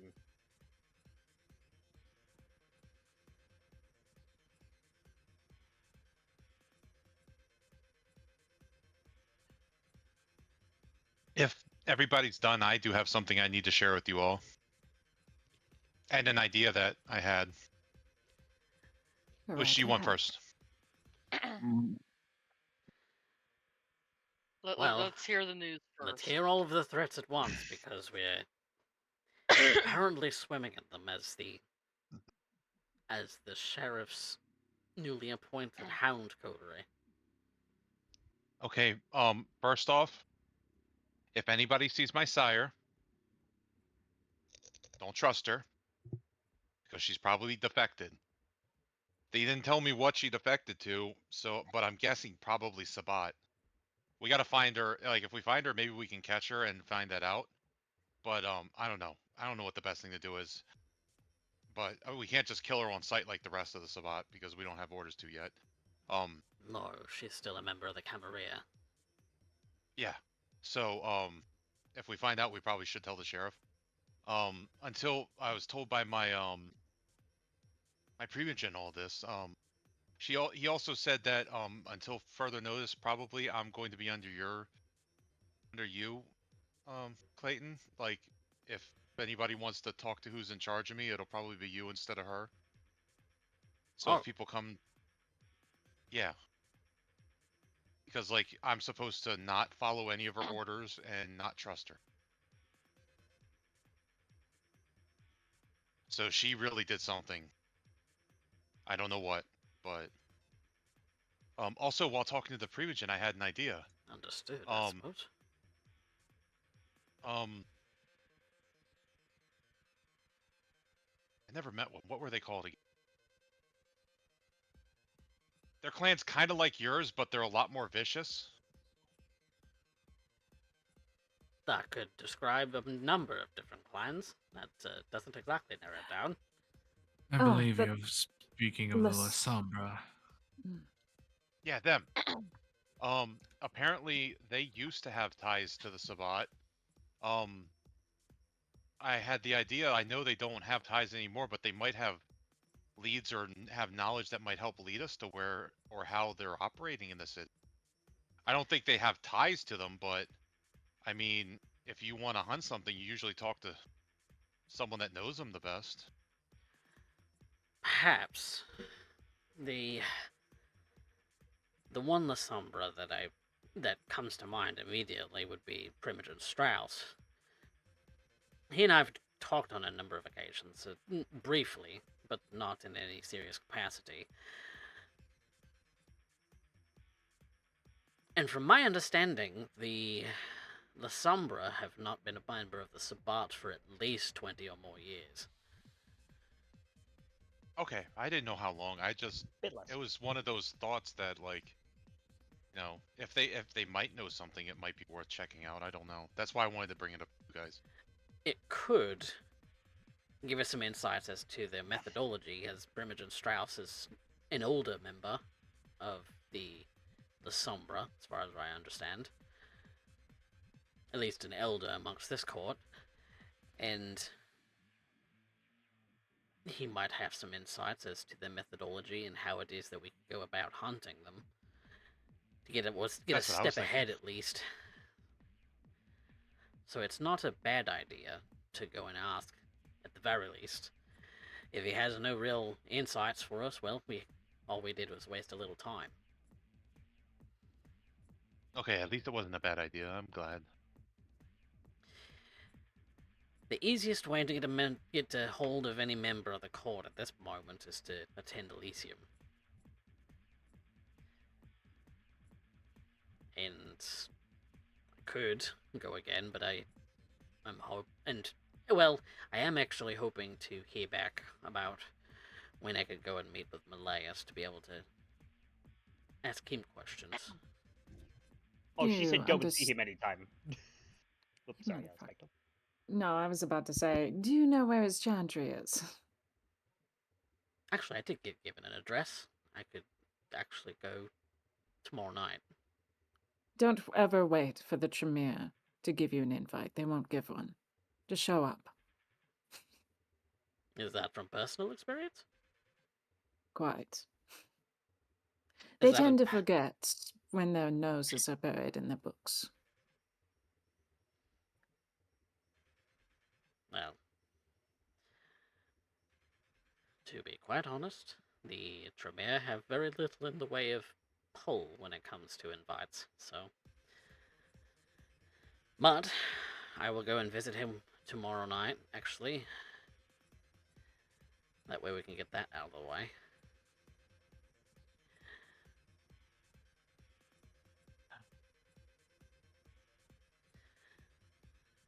Threats on all sides. Indeed. Listen.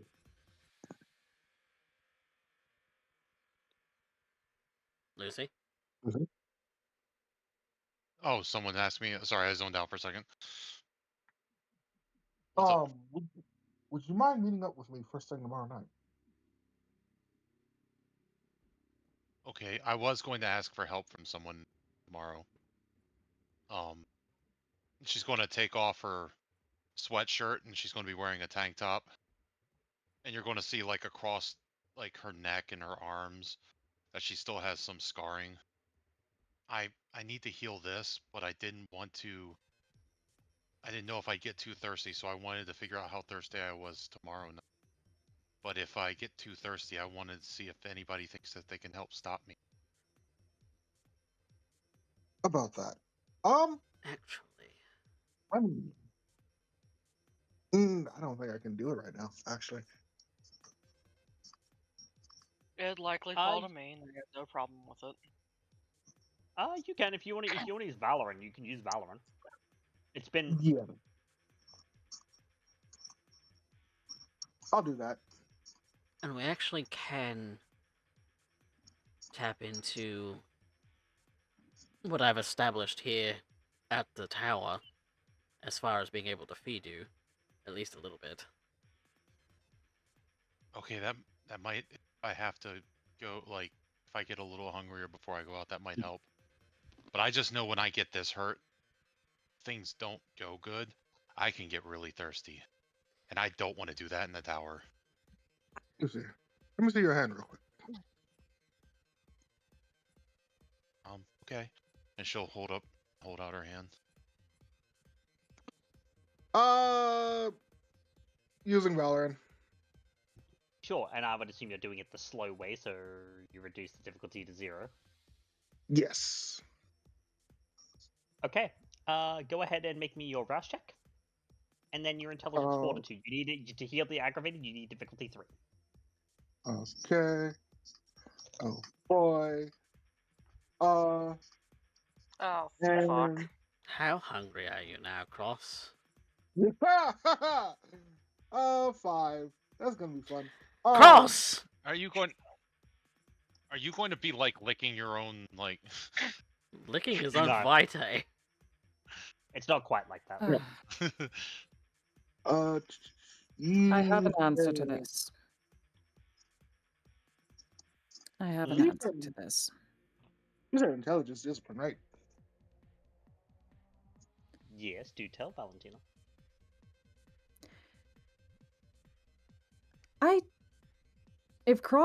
Can I see how hungry Cross is?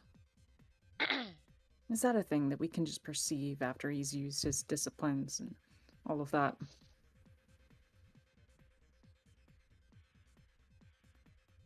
I would say it would require a wit's insight. This is a composure subterfuge. Oh boy. I'm also going to look for an inside check. Okay. Whoever spots it is fine. I'm not worried about that so much as acknowledging it. I need to reroll that. Yeah, go ahead, spend a willpower. You got 3 dice.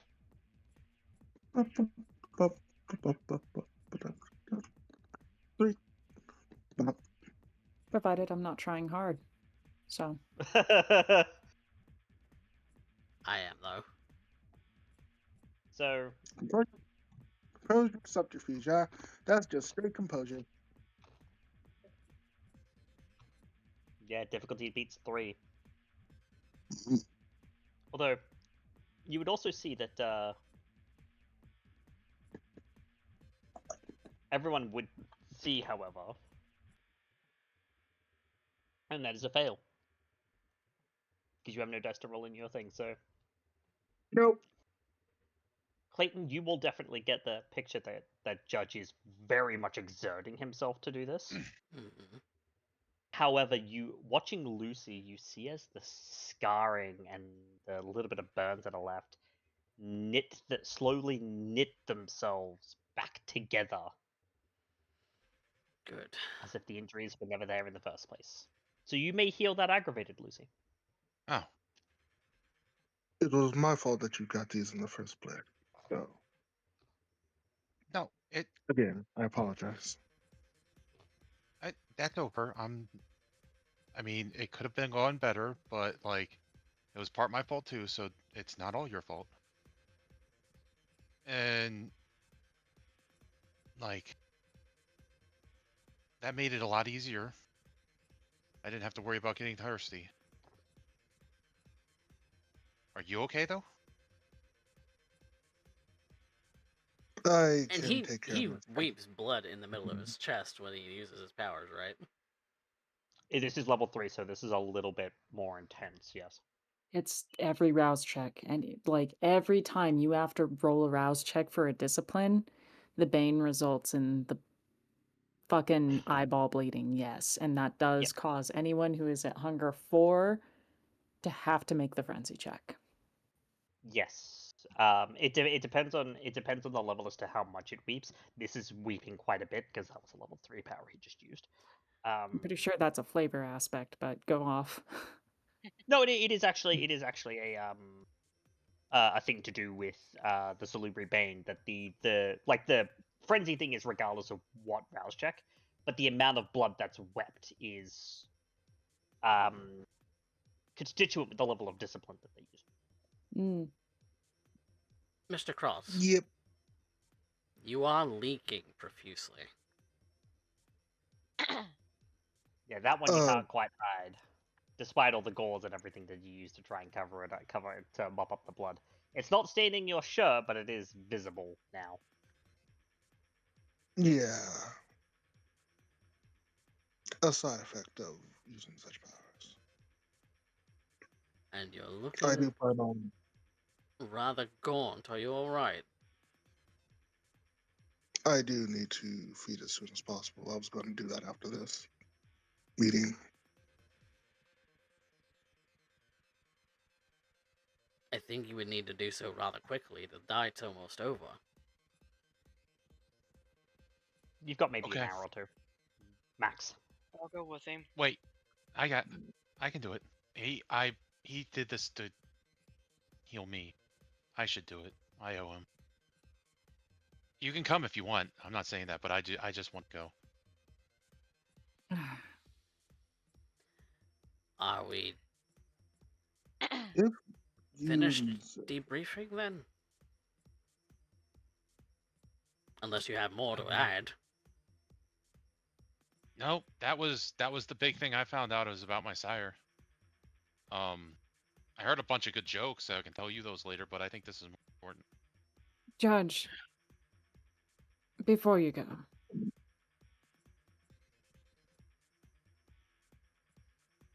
yes, are you going to be all right?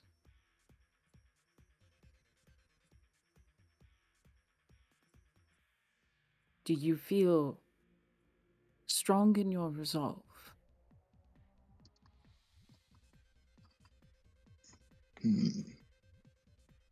strong enough, I suppose. You suppose or you know?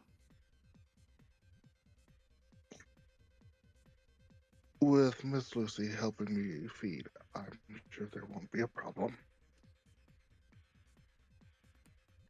If he gets too bitey, I promise I'll pull him off. Do it before he causes any problems. You don't need to bury another dead body. Okay. As soon as I see him lose it, I'll grab him. Thank you. And Valentina will actually look over to Skye, and she just says, "Please go with them." I planned on it. Thank you. Yeah, if I grab him, then you have to deal with the person. Come on, Judge. And she's just going to slap him on the back. Let's go get her. Please let Please. this outing turn out better than last time. And please, Mr. Cross, be more mindful of these things in the future.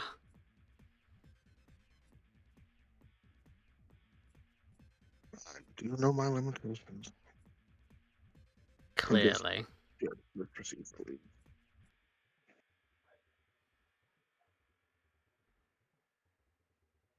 He's just thinking to himself, this man is going to be the death of me. There is one more thing. Whoop. Go ahead. I'm so sorry. No, go ahead. Mr. Sacks, Yes, Miss Visage. there was one thing I needed to check in with you about. No.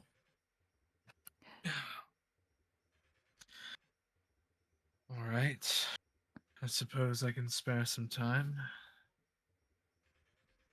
I have had concern about the Hecata, even if they extend their alliances and goodwill towards the Ivory Tower. My concern lies in their immediate access to you.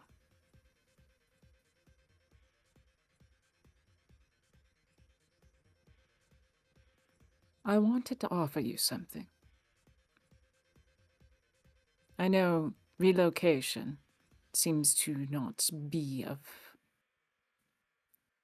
a particular interest for you. The offer still stands.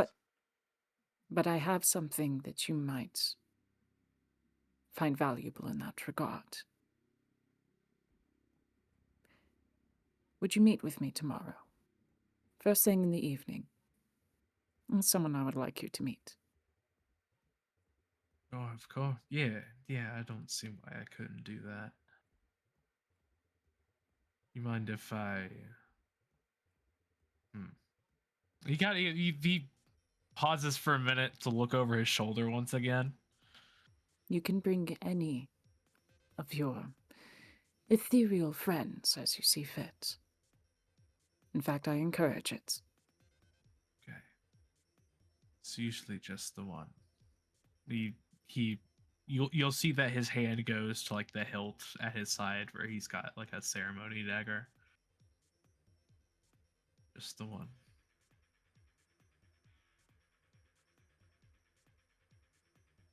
She looks up, sort of behind Ashton, ponderously. She can't see anything, of course. She doesn't have those powers. But she's coming to an understanding the importance of it and what it means not just for this coterie, for the individuals of it, such as Mr. Sacks, but the city.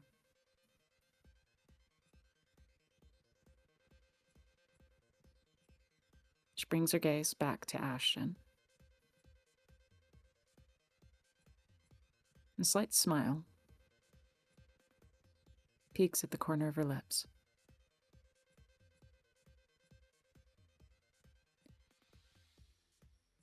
Then I look forward to it. And I certainly hope you will as well. Mr. Wellsworth, we will also have to be on top of things. I want to speak with Malaeus immediately and get on top of that. And then, depending on what his perspective is, we need to speak to the Hecata as well on their perspective. As much as I don't want to provide them with any information regarding our investigations, we do need the help. You're welcome to join me in the evening tomorrow. Preferably. I don't see Regent Malay as having any objection to such a thing. If he does, I'm sure I can smooth it over with him. After all, I'm sure his clan hasn't had the best of nights themselves as of late. And he and I have been Oh. cordial so far. That's very good to hear. Will you be providing transportation, Miss Visage? Of course, Mr. Sacks. Do you have a preference of form? Not particularly, no. Wonderful. I'll have my driver stop on by. I'll come pick you up together. Okay. This is a mundane matter. Something regarding mortals. And something regarding the dead that I'm sure you may very well appreciate.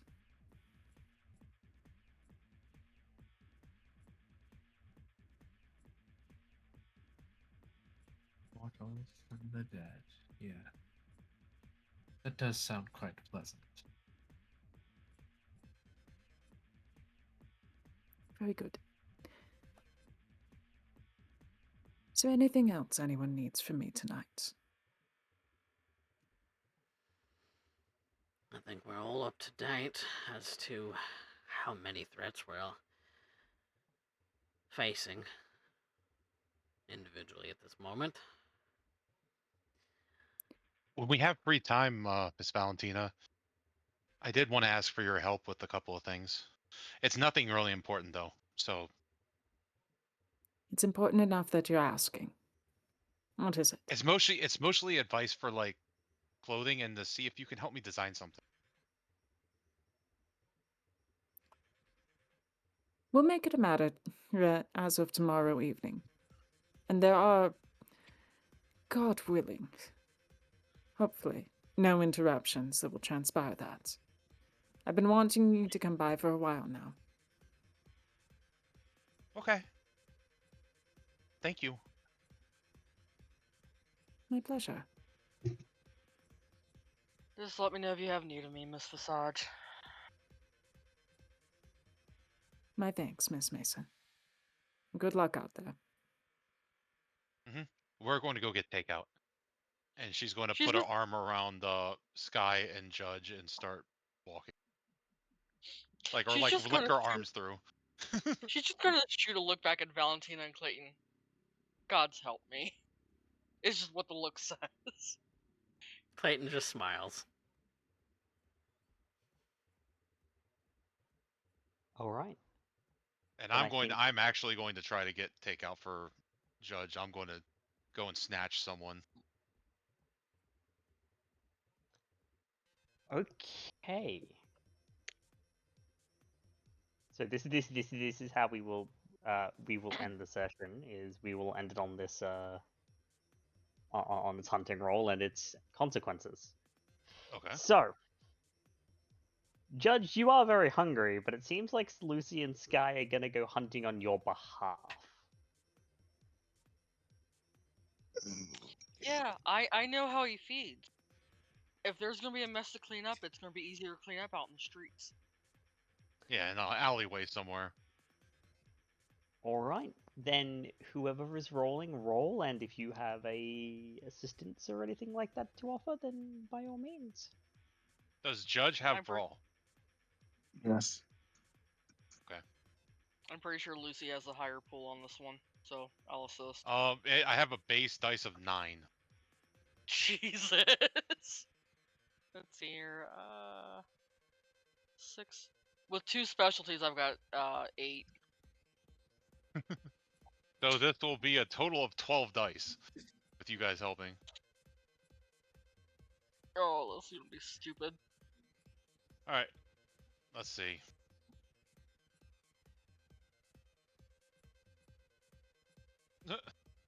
Or no, I'm Not sorry, as stupid 11. as I thought. Wait. Oh no, wait, it's 8 plus 3, so it would be 11. Yeah, that's 11. You will need a I'm as willpower. counted in my health. I am going to willpower. Come on, don't fail me. Okay. 7. So you do manage to get someone for Judge.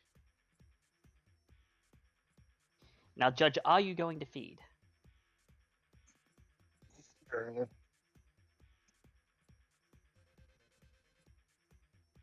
Yeah. Okay. Judge, can you please make me a hunger frenzy check? Difficulty 3.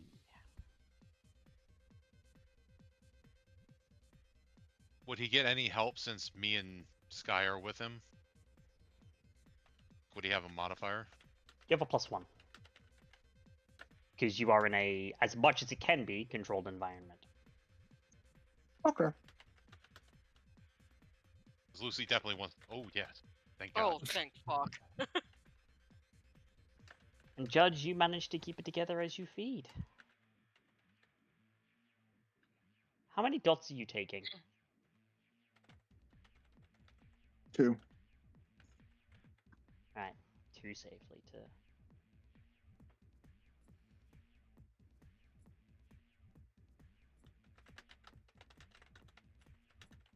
Okay, actually we will do that quickly.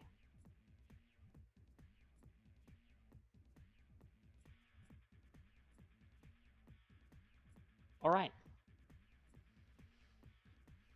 Appreciate Judge, you manage to feed and keep yourself under control despite the fact that you can't help but want to rip this poor schmuck's throat out. It's probably KO'd, doesn't even realize it's being fed upon. But you do feed and clean up, and whilst you're still hungry, it's better. Better than it was.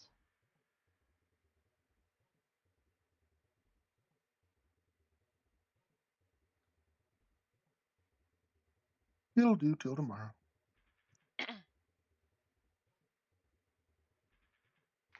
I want you to call me when you first get up.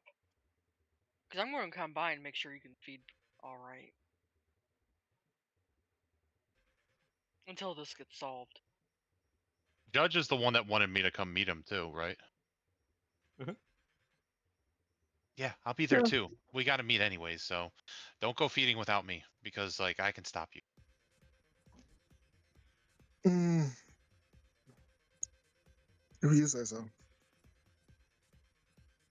Well, And Skye is going to send Clayton and Valentina a message.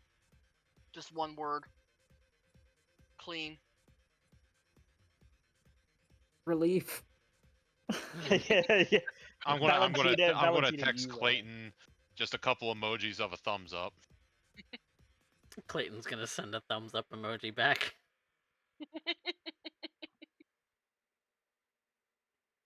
Okay, I think we should go to bed now.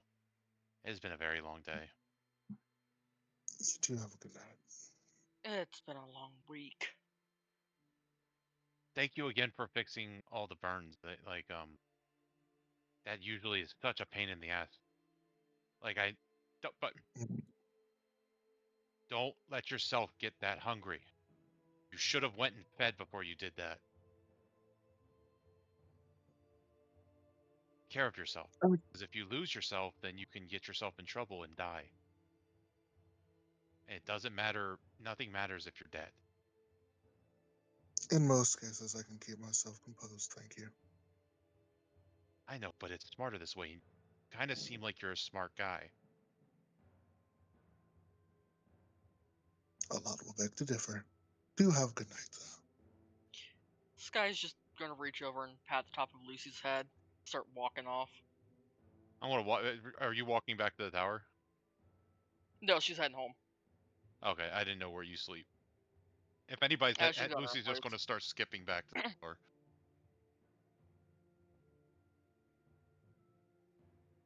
Alright. I did say we were going to end on this, but Coffee put something in chat that is so juicy that I kind of want to play that out very, very quickly. Not any more than like 5 minutes or so, but the beginning. This will be after everyone else is headed home. Lucy, you probably headed, instead of back to the tower, you probably headed to Clayton's Haven nearby, where you've been sleeping. Given the time. And Clayton, you were doing something. Making a phone call. Alright. To Harpy Velcost.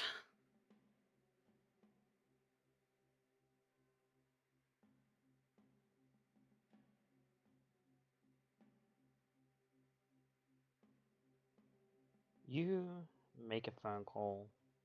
Is it a phone call or a video call? Either. It doesn't particularly matter. Make it a phone call. You... It rings once, twice, then go for Velcost.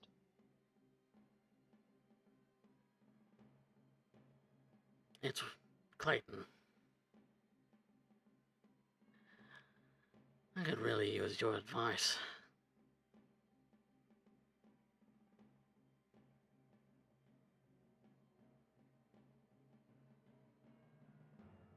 It's sensitive. I was hoping you'd be available tomorrow.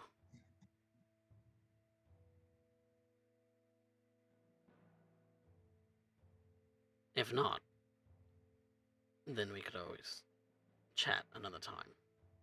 My apartment, 11 p.m. Do not be late. Of course.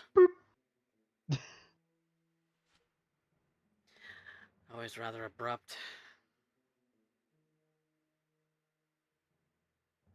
And yet, calling someone like that for a reason like that is always an omen of things to come.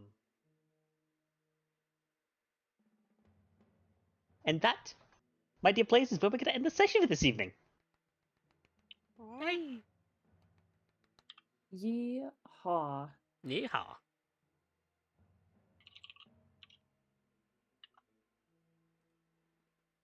Good games. So, good games indeed.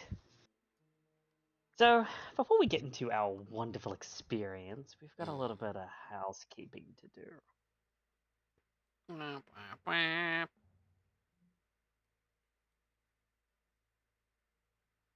First thing is first.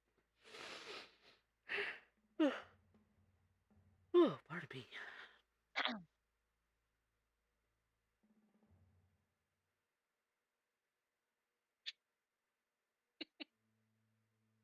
Hi, Ozzy. Lucy, Yes. we have a stain to resolve with you. I have a conviction and a chronicle tenant that might help me mitigate this, though. You did break a conviction, so we'll see. What are your So the reason I broke that was to protect the innocent, who she would throw under the bus and try to take out. I wouldn't say that would necessarily apply in this moment, because you actually don't know the extent of that. You can make an assumption, but you have Yeah. no idea whether innocent lives are actually at risk. And it also is a part of a or doing what she wanted for a chronicle tenant, which is take responsibility for her actions.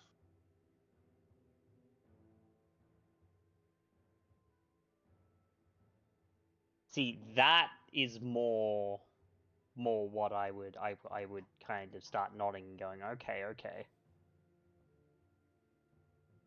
Because while she did warn about her sire, she did basically claimed her part of it. She She did. didn't have to. She owned up to the fact that she did monstrous things, and that this was her absolution in a sense. So, Yeah, I'll give it to you. You are absolved of your stain. That like Woo. I know I have a lot of dice left because that's only one stain, but with how my luck has been going on humanity rolls in this system, Let's avoid them if we can. Yeah.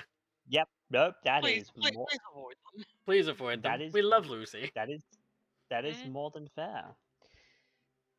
The one other person I need to check.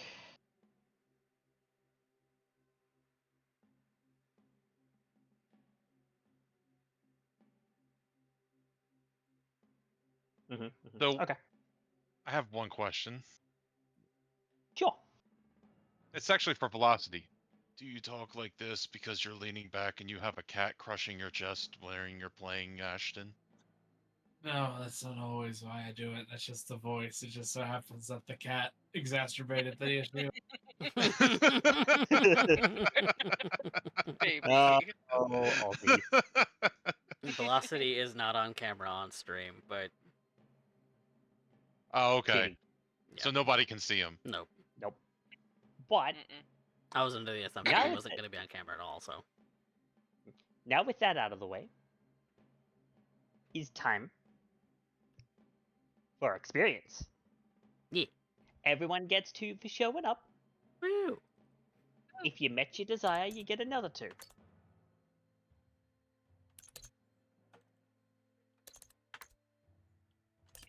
I did. I did. Because I spoke with the whole coterie, which included Judge. Same. I think I got information on my sire. Mm, You did. yep. I concluded the meeting. You did. Oh my god, I'm so close to Oblivion 5. I'm 2 more away. Did you meet yours, Valentina? I did. Mine was speak with Ashton. I spoke with him. You did. You did. You did. You did. You spoke with him. Yeah. Yep. A little directly, but in front of the class. Well, I mean, it's not like everyone she's did, hiding anything yeah. from the coterie, yeah. Yep. Clayton's got nothing to hide either. Except his dignity.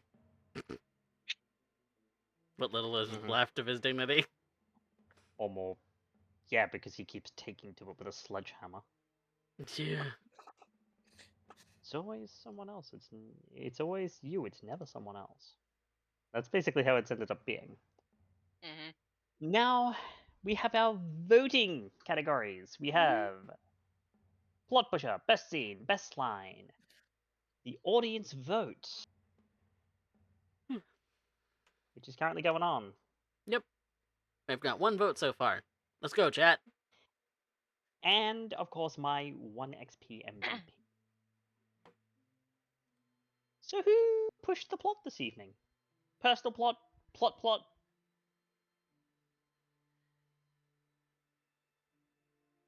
I want to say Lucy. I was kind of leaning in that direction too, because that's yet another like clue into the Sabbat / Anarch, depending, sort of incursions. 1 or multiple that are happening there. So I'm hearing 2 for Lucy. What 3. was it? 3 for Lucy? I'm very 4 for Lucy? I'm very 5 for curious. Lucy. Yeah. There's I believe that's a unanimous decision, Lucy.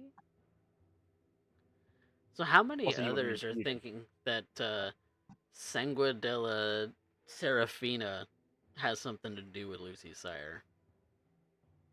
Maybe. You'll see. But you were muted, by the way, CJ, if you were trying to say something. I said, okay. I did not expect that, but Yep. Yeah. You get the 2 XP for plot pusher. Who had it's the 2. best scene? Okay. Yeah, it's 2. Oh, Who I've been had the doing 1. Who had the best scene?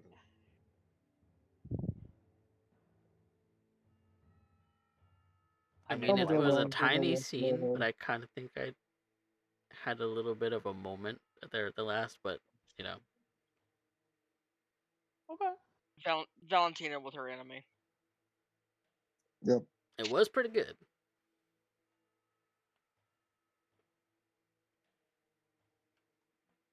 One vote Valentina. That's what I've heard so far. I voted Valentina as well. 2 votes Valentina. I'll vote Valentina. Yeah, 3 I'll votes vote Valentina. 4 votes Valentina. 5 votes Valentina. Oh my god! Valentina, you got best scene this evening. I feel like I floundered so hard in that scene. No, you did. You actually did great. There was so very little she could do against Eddie. Yeah. Yeah. No, that's it. That's exactly the point. It was like, yeah, your enemy is here. The dude is in essence just a mortal, right? So you can't really do anything to him without doing something kind of monstrous. Yeah. The good thing, which is the good thing, while your hawk of a touchstone stepped in and was like, I'm gonna say this as bluntly and as forwardly as I possibly can. Fuck off. I was grateful for Sophia. So grateful. She's just like, oh, thank God you're here. Okay, I'll take it. Valentina, Okay. you're the audience favorite, by the way. Oh my God. They love you. They really, really love you. All of one Thank vote. you. Who had the best Yeah. line? I was really proud of Quid Bro Code. Quid Bro Code was really good. That's I liked. legit funny. Yeah. So you may think apparently, but apparently you are wrong. It's like the most like passive aggressive thing Ashton has. Oh, or the other one that I really liked. Yep, that definitely is the closest you've ever become or been to becoming funny, or something like that. So. Well, Ashton. Clayton did say it was a little clever. Yeah. Oh, Yeah. you're oblivious to oblivion. Oh yeah. Yeah, the imaginary friends don't count. All right. How We have a rude. ton of them. Who's making actual nomination? I'm going for Lucy. Quid Bro Quote. Quid Bro I can't even say it. Quid Bro Quid Code. Bro Quo. Yeah, what do they got me call that? pretty The good. Quid Bro Code? Yeah. Yeah. 2 for Lucy. Lucy. Mm-hmm. 3 for Lucy. 4 for Lucy. Lucy. 5 for Lucy. It's unanimous. It seems like we're just going this session with votes. So yeah, Lucy, you get the 2 XP for best line. With you mean that thing, the Quid Bro Code? You mean I don't know where that came from, by the way. You mean Quid? You're a Quid Pro quippy Quo. individual. That one. I am not a quippy individual. This is why I play the straight-laced characters. Look, this is why I'm surprised I've never said something completely terrible in character on stream just off the cuff because of how my mind usually works. You've heard me out of game in Discord, Coffee. So like, Look, we all know that we're on Twitch. It's fine. That one. On Twitch and on YouTube. We don't want to get a channel strike. No. But all right. Now there is the matter of 1 XP for my MVP for this session. And I've decided that MVP is going to go to Lucy this session. Woo! I think this session was a very good show of Lucy trying her best to turn the other cheek, as it were, and be the person that the court and her coterie want her to be, whilst still struggling with her issues, especially regarding her sire and the mark that her sire and the things that her sire has forced her to do has left on her. Especially with how she was acting with John. I think that was like really, really organic and really well played of you, and I wanted to reward that this session. That I got a feeling of like, kind of like him. I think Lucy does too. this is going to be kind of like, you know, they haven't become besties, but like, you know how like if you live in a building and they have like a doorman and you guys just get to really know each other and like each other as genuine people, even though you don't hang out. It's just whenever you Yeah. see each other, you're like, hey. Yeah. It is probably going to be a lot like that, and it's probably. I mean, that's something that I can show because of the fact that, like, I mean, the one Nosferatu that was in the party, she kind of ended up Mhm. flipping her fucking gourd, as it were. Yeah, but thank you for it. That was a great scene, Gavin. You're welcome. Thank you for playing it like that. So, I think with the revelations of this session, and we'll be starting a new night next session, Hmm. we'll see what the new night brings us next week. Stay tuned to this channel for San Antonio by Night Blood Gambit on Wednesday evenings, and of course here for Brisbane by Night Hellfire on Saturdays. Mhm. Around 10ish EST is when we're going to try and get started, but you know, sometimes things do happen. Life's But a bitch. life is a bitch. Life sucks, then you die, then it gets so much worse. But I think that's all for us here from the River City. Say goodnight, everybody. Good night. Good night. Night. Au revoir.